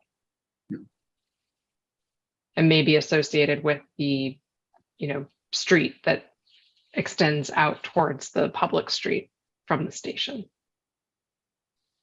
And you know, we were kind of looking for a support, some aspects, some minimum requirement for publicly accessible open space, or no, and we needn't figure out what that percentage or number need be tonight. Could I make a suggestion? And I've been going back and forth between MacArthur and then looking at the aerial for Lafayette, and it just dawned on me that with the crosses right across the street, it's a nice opportunity to say, wouldn't it be nice to have some open space that provides visibility to the crosses, since that's an amenity right there. Other than that, there's nothing there I'd want to have open space to see. I don't want to see the freeway. I don't want to see the BART, but that I would want to see. So that would be something I would suggest if there's any support for that, and leave it the defining of that for the future. So I would amend my motion to include that as if and see if I can get a second on that. I'll wait to be recognized. I think Commissioner Mason had his hand up first, so let me go there. Thank you. I am in favor of the concept of public open space. I would not want to quantify it. If we were the earlier thing, you're talking about 100 square feet per unit. If the average unit is about 1,000 square feet, that's say 10% loss. And I don't know if we can afford it because we're already pushing the density. I really am in favor of roof decks. If you ever get a nice comparison, is I think it's Walnut Creek 555 YVR, the project's kitty corner from right across the street from Target. They have a, you know, it's 4-story. They have a nice roof deck, view of Mount Diablo, wet bar out there, barbecues. It's nice. So I think we can do something nice here. The question is whether just for the residents or for the public. Hopefully we can get that project set back enough from the freeway, from the street, so we can have a wide pedestrian access. What I don't want is everybody, we've been talking about a podium type project, the type of the other way to get density, and you see this in Milpitas a lot, is projects where I have a separate parking structure only, and then I'll have 2 5-story wood frames on either side of it, and the parking structure provides parking for the units. I don't think it works as well in this type of project, but those are generally quite ugly. Thank you. So, Commissioner Farsan, you had your hand up. Yeah, all I was gonna say for the straw polling, I'm in favor of publicly accessible open space. That's about all I could say right now. I don't, honestly, I would really want to think about how, size, etc. down the road. I don't want to make that recommendation because I don't have enough inputs to make that right. But straw poll, I'm in favor of it. Okay, so let's just limit it to, are you in favor of open space not defined tonight, like you just defined, or like you just outlined? And I would put myself in his favor. So far, Farsan, Commissioner Farsan, Commissioner Labange, Commissioner Mason, I'm looking at hands, Heising, and CERM. So it looks like all of us. Okay. So from a straw poll, I would say yes. Unless that was a question, anyone? Oh, I just wanted to add that if we're just polling for support, there's lots of things that we can figure out down the road. And I appreciated, I think it was Commissioner Heising brought up safety issues. And I think if a project came before us, we'd pull in the police chief and we'd look at it from all angles. But we have I don't know what the timeline is now. I think it's been pushed off a little bit, but the plaza that was supposed to go on the south side of the BART station, and that's an open space that connects to the BART, and we could have something that sort of mirrors that on the other side, or it could be a green park or something. And there's lots of different opportunities to make it an amenity and not a concern. So I have faith that we could figure something out. So I'd be supportive of having an open space amenity yet to be defined. Okay, so I think we're there, and I think we've put a motion up. So let's, with the recommendation of the open space, that there's support, and that the minimum density is 35 acres per unit. So unless we have any more questions, we didn't vote on that, I don't think, or did we? We did. Okay. Yeah. So we're good here, right? No, we straw polled, but we didn't vote on your motion, did we? Yeah, we did vote on the motion. This came after the fact. Yeah. Correct. Sorry. Okay, I'll be quiet. Thank you. We'll have to, So, oh, sorry. yeah, Go ahead. yes, you took action to recommend with the 35 as the minimum. And then we took a straw poll, and there's consensus support for open space, publicly accessible open space, yet to be determined and defined. Great. Before do we have any more on this item then, or are we ready to move on to 7B? And if so, I'd like to take a 5-minute break if everyone's all right with that. That's the chair's prerogative, and we would support that. Okay, so that'd be 9:26 by my clock. Thank you, Ms. Eisberg. Yes, thank you.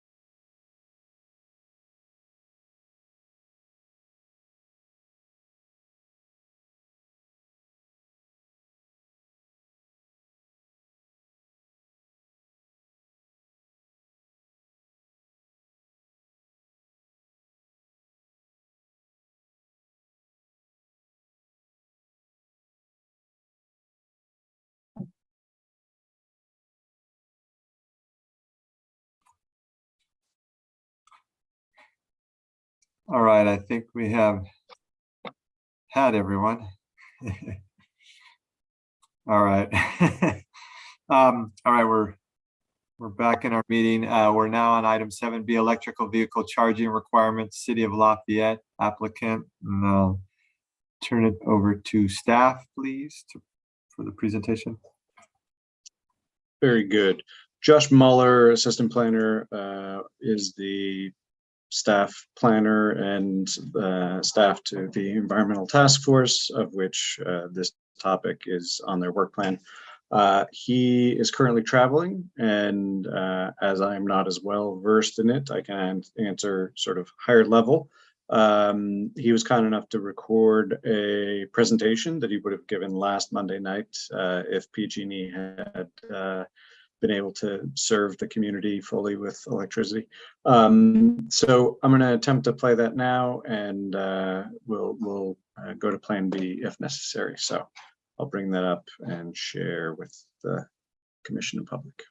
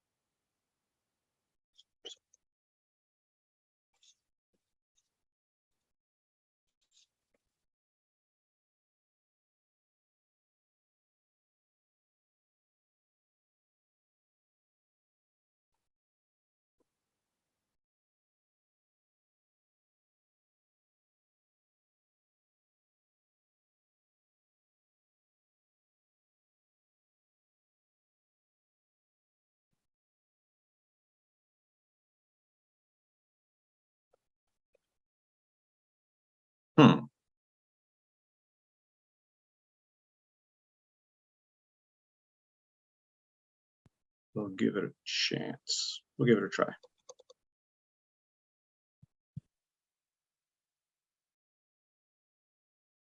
Are you seeing a horrific desktop littered with icons, or the, there we go. This is what we're, are you seeing the presentation? It's not, it's a blank screen. I think you haven't clicked on it yet. I just see a AB 2911 in the corner folder. Okay.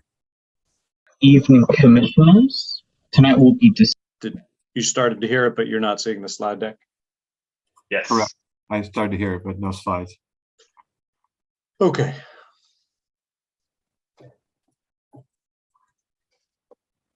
One last chance. I'm going to go ahead and start to play it, and then there.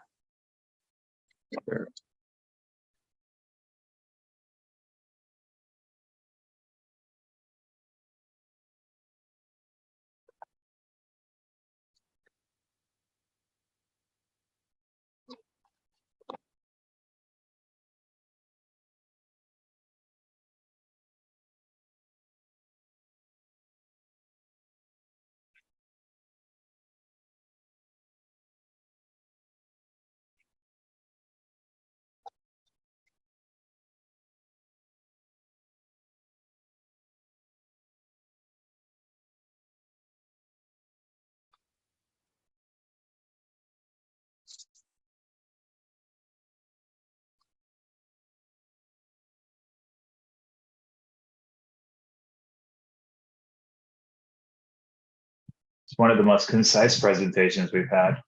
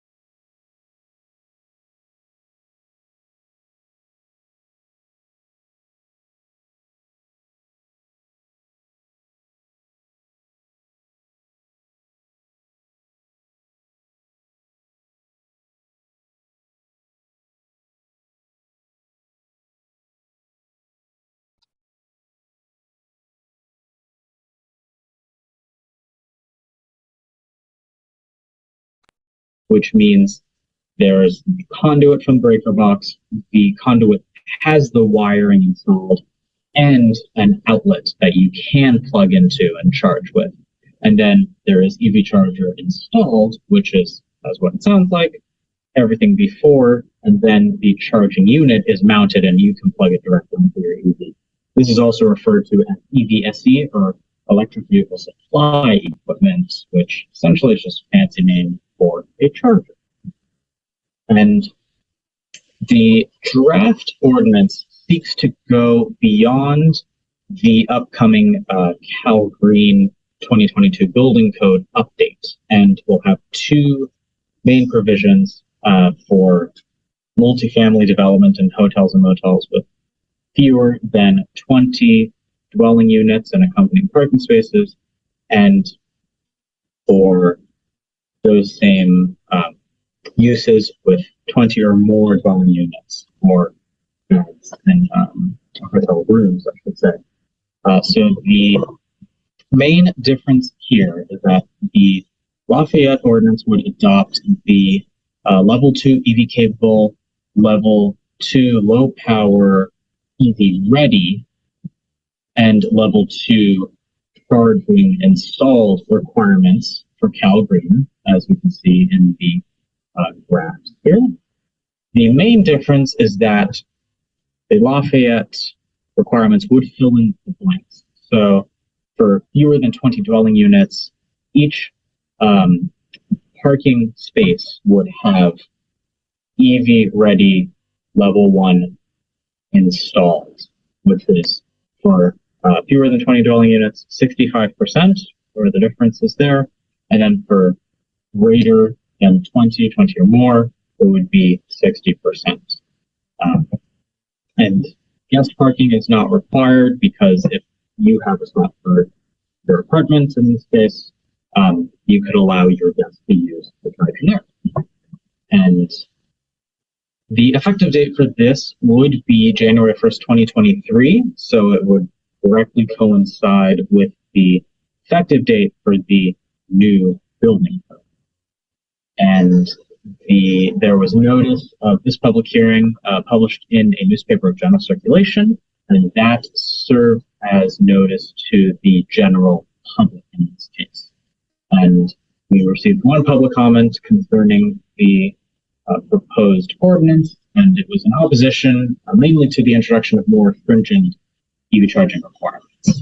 And staff recommends that the Planning Commission adopt Resolution 2022-13, which recommends that the City Council adopt an ordinance amending Title VI of the Lafayette Municipal Code to revise the EV charging requirements for multifamily and commercial development projects.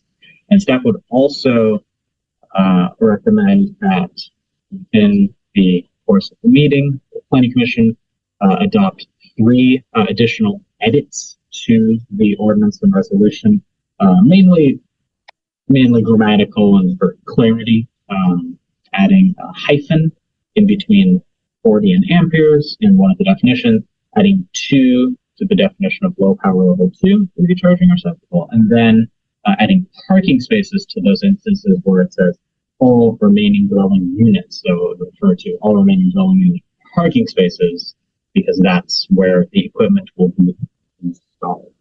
And that is the end of the presentation. Staff would be more than happy to answer any questions the commission has. Thank you. Thank you for your indulgence there. Hopefully you were able to hear Josh's presentation and then eventually see the slides that went along with it. Excellent. Yeah. Very good. All right. Go ahead, Greg.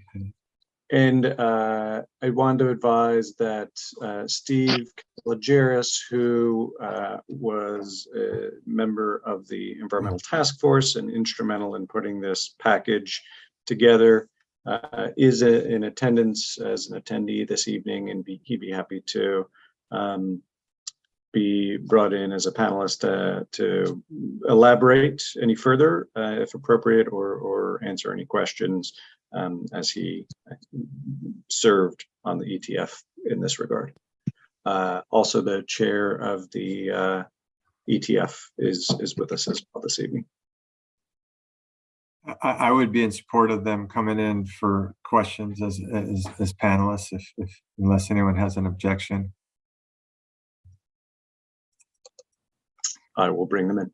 And then while we're doing that, maybe if anyone has any clarifying questions, just let's start. Okay, Commissioner Heising does, so whenever you're ready and you think they're able to hear you.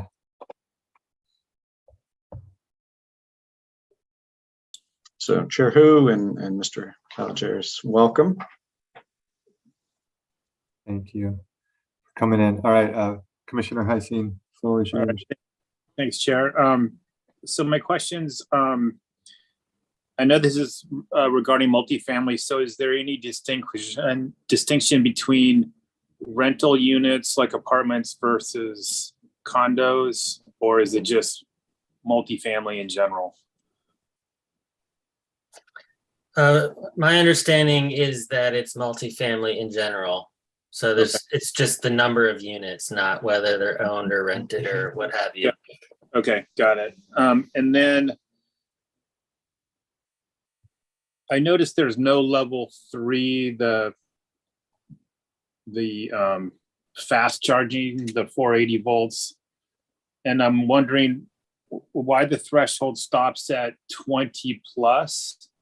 Like if we had a larger complex and it was, say over 30 units or 40 units, are there other ordinances, when you did your research, are there other cities that had ordinances that had higher requirements if you went substantially over 20 units? Say you went to a 30 unit complex. Just curious about that, if there was a way to get additional improvements made if there were more units built, in other words. Or do we just stop at 20?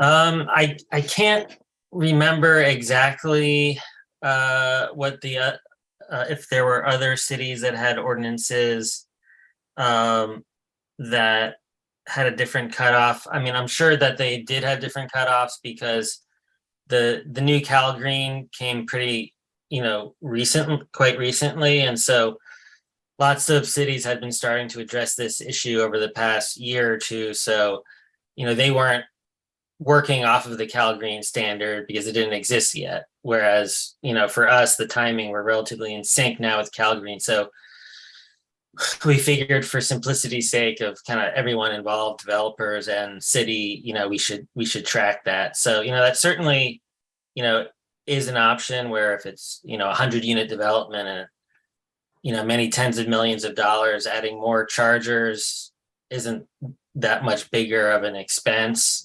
proportionally.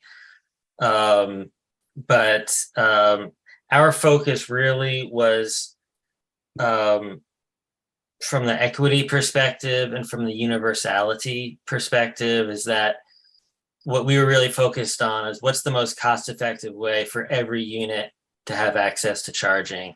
And so when you're looking at it from that perspective, you're really looking at expanding level 1 charging, which is the, just the regular household outlet. Right.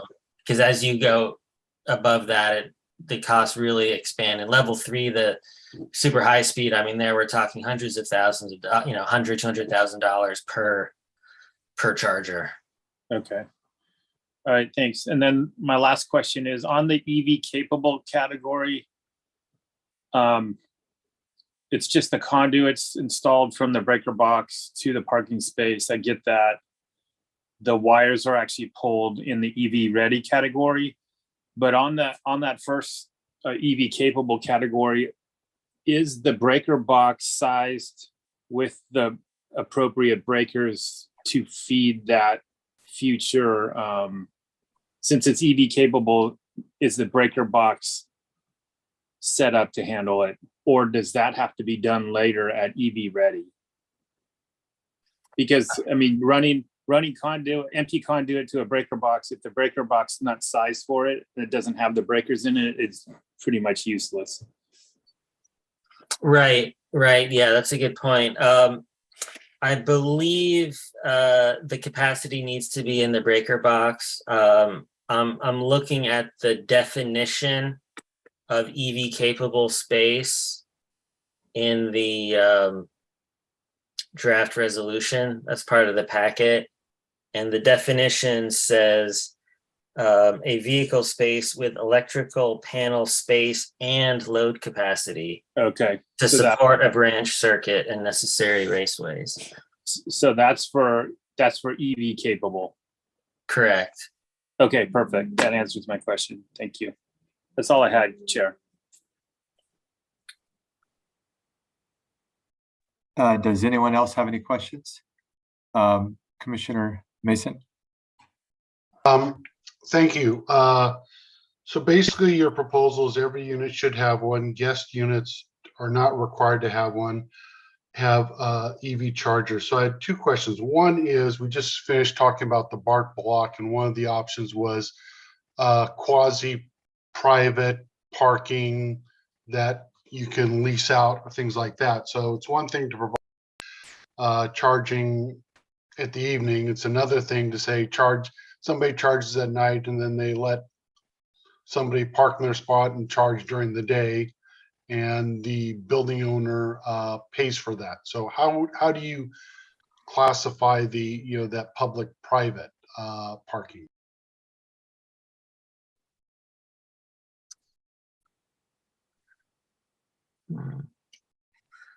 That's a good question. I think that's not really something that was expressly considered in our deliberation. I mean, I guess you're saying that there could be spaces that are not guest spaces that are technically public, depending on how what we talked about. First of all, let me preface by saying I'm a big fan of more EV charging, the better. The general assumption is a building has a 50-year lifespan, and if we're not here now, we will be in that time.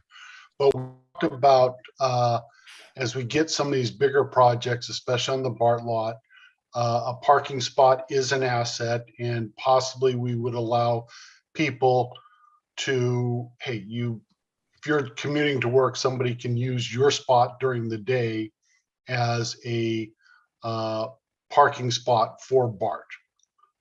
So then the question is how do we handle that, where, essentially assume that the parking is part of your rent or cost or utility bills, and then somebody is, essentially using your spot to charge, or essentially I can rent out my house as a free, my parking as a free charging spot for anybody who wants to during the day, knowing that, hey, I'm not paying for it. The building owner is, or the HOA is, or something like that. So the proposal only applies to residential, multifamily residential. Commercial is going to be governed by Cal Green, correct? Right. So the ordinance would be agnostic about your example, and because each parking space is going to essentially be controlled by a resident. And if that resident so desires to allow people to rent it out when they're not there and use the charger, that would be the free market, just like you could do that in your driveway and allow the charging or not allow the charging. What we have seen with respect to who pays for that, the electricity is the unit owner, whoever is controlling that space is paying for the electricity to use that space. We're not seeing that it would be like common wiring like you would see in hallways or outdoor path lighting that the HOA would cover. That is not something that the HOAs are willing to cover. That, if someone drives 200 miles a day with their Tesla, that's going to be a lot more energy consumption than someone who just goes to church on Sunday. So the what we're finding is whoever controls the space is their obligation to pay for the electricity. Thank you. One more question. Can you walk me through how level 1, level 2, level 3 work with car stacker systems? I know you can get them retrofitted for level 3. Since you don't have general access to the spot, how would I make that work? Because I'm starting to see more and more car stacking systems, because I can lower the overall building height and get more cars in a standard space. Are you referring to like a lift where you have? So that's actually exempted from the ordinance. So spaces served by parking lifts are not required to have charging infrastructure at that space.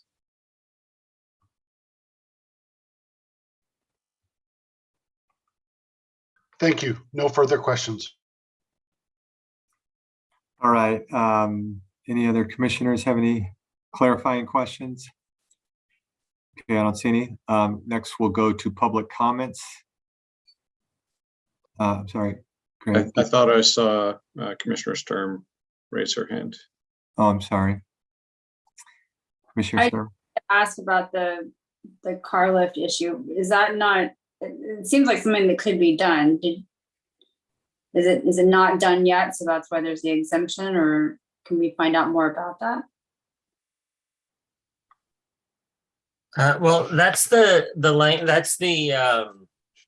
framework of the Cal Green standard, is that they exempt lifts. I'm not 100% sure what the reasoning is, but I can see how it's just, obviously it's just more complicated if cars are moving around up and down. Then if they're plugged in, when you plug in a charging cable to electric vehicle, usually only the owner can remove it. It's locked in place. So if you need to move a car and it's plugged in, it creates a lot more complication because you need the mover to come down and unplug it, and also just kind of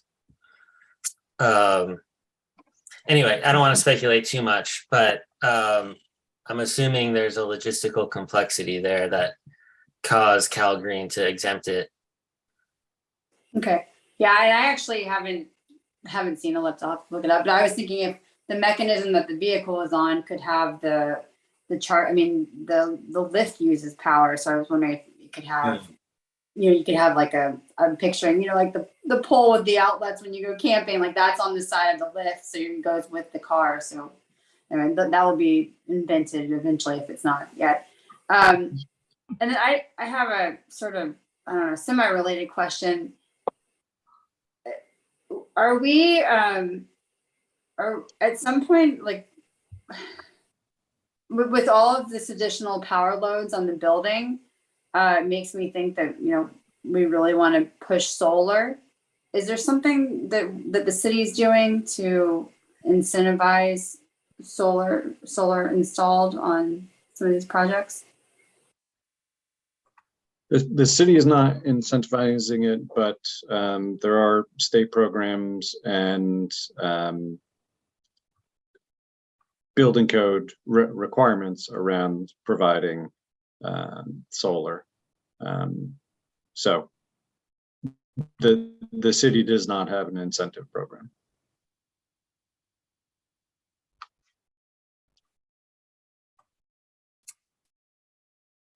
Okay, so I think we're now on to public comment. Just a reminder, 3 minutes for everyone, and just if you have questions, just address them to the Planning Commission and we'll go from there. So as the commission is aware, we received comments submitted in writing after the staff report was published and before noon today, and those were posted to the agenda on the website and also forwarded to the commission. So the commissioners have had the chance to review all those public comments.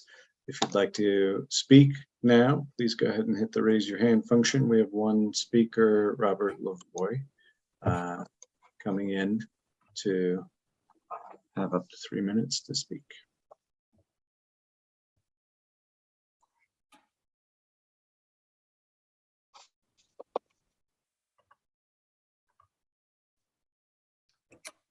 Mr. Lavoy, hi, good evening again. You're up, go ahead.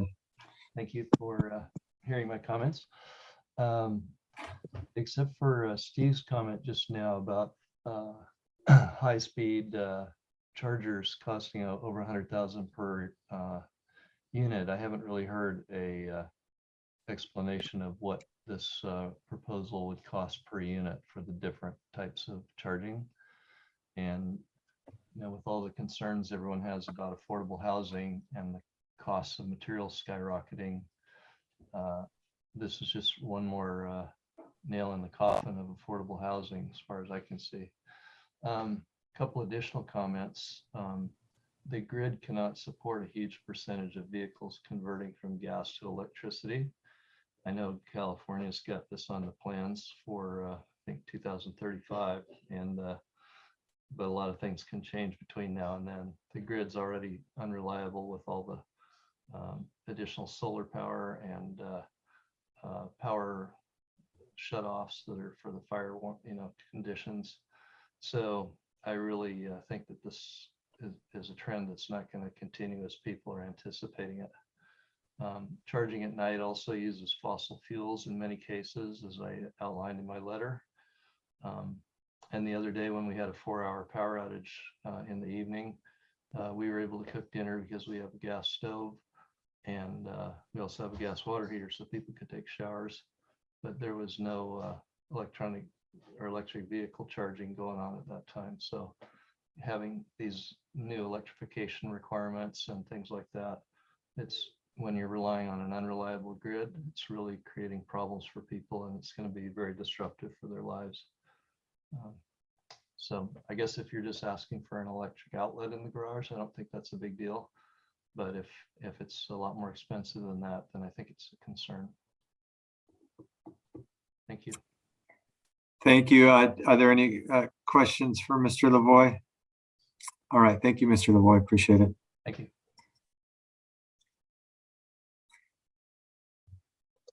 Any other ones, Greg? Seeing no additional hands. All right. Well, then we will close the public comment period, and now we will come back to the Planning Commission for discussion. If anyone has any items, please raise your hand. Let's discuss. Commissioner Farsan. I'll just get to the point. I'm in favor. Not really much more to add. I think the more the better. And quite frankly, I also think it's a selling point for these complexes going forward to get tenants to come in to have that capability. So that's just it. I'll leave it there. All right. Commissioner Mason. I'm support Commissioner Farzan's comment. I'm one of these, but I do recognize Mr. Lavoy's comments. I'm one of these, if you build it, they will come. In other words, we need to get a better grid system that's more reliable. I know that there's a lot of small streets, mine is one of them, where if everybody plugged into my wife and I and everybody on the street came home at the same time, plugged our cars in to a level 3 station, it would blow. We couldn't support it. So, but to do it, we have to create the demand. So I think that this would be the first time. I do have my problems with solar cars, electric cars. I mean, we've got to dispose of the batteries somehow, but that's a different discussion. And given the lifetime of the buildings, I think this is a minor imposition. Great. Thank you. Any other commissioners? All right, Commissioner Heising. Yeah, I'm supportive and willing to make a motion if there's no more comments. I was just going to say one real quick. It's not earth-shattering. I'm 3 years into testing an electric car. I have a level 1, and for the longest first year and a half, I was like, I have to get a level 2. And then I realized I don't need a level 2 because I drive less than 40 miles a day. And so 99% of the time, if I have a long day over 3 days, it fills back up. Every once in a while, I have a couple long days in a row, and then I do. So I think for a level 1 usage, for me personally, and I think a lot of people, it's going to be a great, low cost option. And I heard this on the somewhere. I heard this the other day, and I never thought of it because I always talk about how long it takes to charge. Well, it charges overnight for me. So it's my analogy is like every night the gas person comes in and fills up my car, which I think is neat. But I never thought to subtract out the time I spent at a gas station, which isn't a lot. But the only time I go to a gas station now is when my wife asks me to fill up her car. So with that, Commissioner Heising, I will hand it back to you, please. All right, thank you, Chair. I move we adopt that the Planning Commission adopt Resolution 2022-13 recommending the City Council adopt an ordinance amending Title 6 of the Lafayette Muni Code to revise EV charging requirements for multifamily and commercial development projects. Second. All right, let's do a roll call vote. Commissioner Sturm. Aye. Commissioner Mason. Aye. Commissioner Heising. Aye. Commissioner Farsan. Aye. I changed the order, sorry to mess you guys up. And I'm an aye as well. With that, it passes. Is there any kind of time frame on this one? I don't think so. Is there? No, it's because the city's the applicant. Right. And it's a recommendation, not a final action on a project. So it'll move forward to the council expeditiously. Again, we have requirements around providing public notice via advertisement in the newspaper before and after an ordinance, and the lead times are multi-weeks. So, Okay. Thank you. Well, thank you, Nancy and Steve. It was helpful to have you guys on. Appreciate it. Thank you. Thank you. Thanks for having us. All right. Next, other business. Nomination of GPAC alternate. Not it. Yeah. I mean, I'm just gonna put it out there. There's zero chance I can do it. I'm just taking my name out of that. I just don't have the time, to be completely frank. So the first four to say no, right? That's how it works. And I'm just saving the trouble there. I would love to do it, but I can barely honestly keep up with this right now with my job. Who is it right now? Anna. It is Chair Redden. She's the alternate? No, she's we need an alternate. Oh, I meant who is the alternate? I know she is. Yeah, we don't have one. Correct. We do not. I believe it was Commissioner Maggio was the alternate, and thus the opening for the alternate position. What is the alternate just going to the meetings in the event that the primary person cannot attend, or are they trying to keep up with it the whole time? I'm actually going to suggest neither keep up with it the whole time, nor just go to like one meeting if the primary couldn't make it, because even filling in for that one meeting, trying to have the kind of background and history and then be able to, so it would be a multi-meeting kind of extended inability to attend, or if the primary needed to step down. So I don't think we've had any alternates fill in just for one meeting at this point, because of the consideration of what I just said, that coming up to speed would be very difficult. What's the typical day and time for the meetings? They have been third Tuesdays at 6 p.m., but that may change moving forward.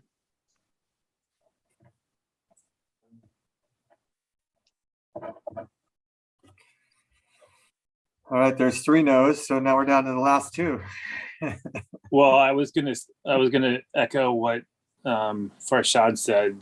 You know, from a work standpoint, I don't really have the bandwidth, and I'm kind of disappointed Christina muted her microphone after it looked like she was gonna go for it. She asked all those good questions and then just stopped. Somebody else in my household was saying no. Oh, come on. She'd be so good at it. There you go. Yeah, it's over here at Monster and Farms. It's the same with me, only besides work, I've got some serious family obligations I've got to attend to.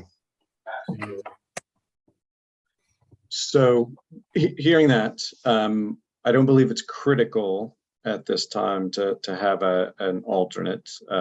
It would be nice, but there is also a vacancy, and you could charge the new person with being the alternate as a function of their appointment. Just what I was thinking. So can we just leave it at that, or do we need to make it? Okay. All right. You can.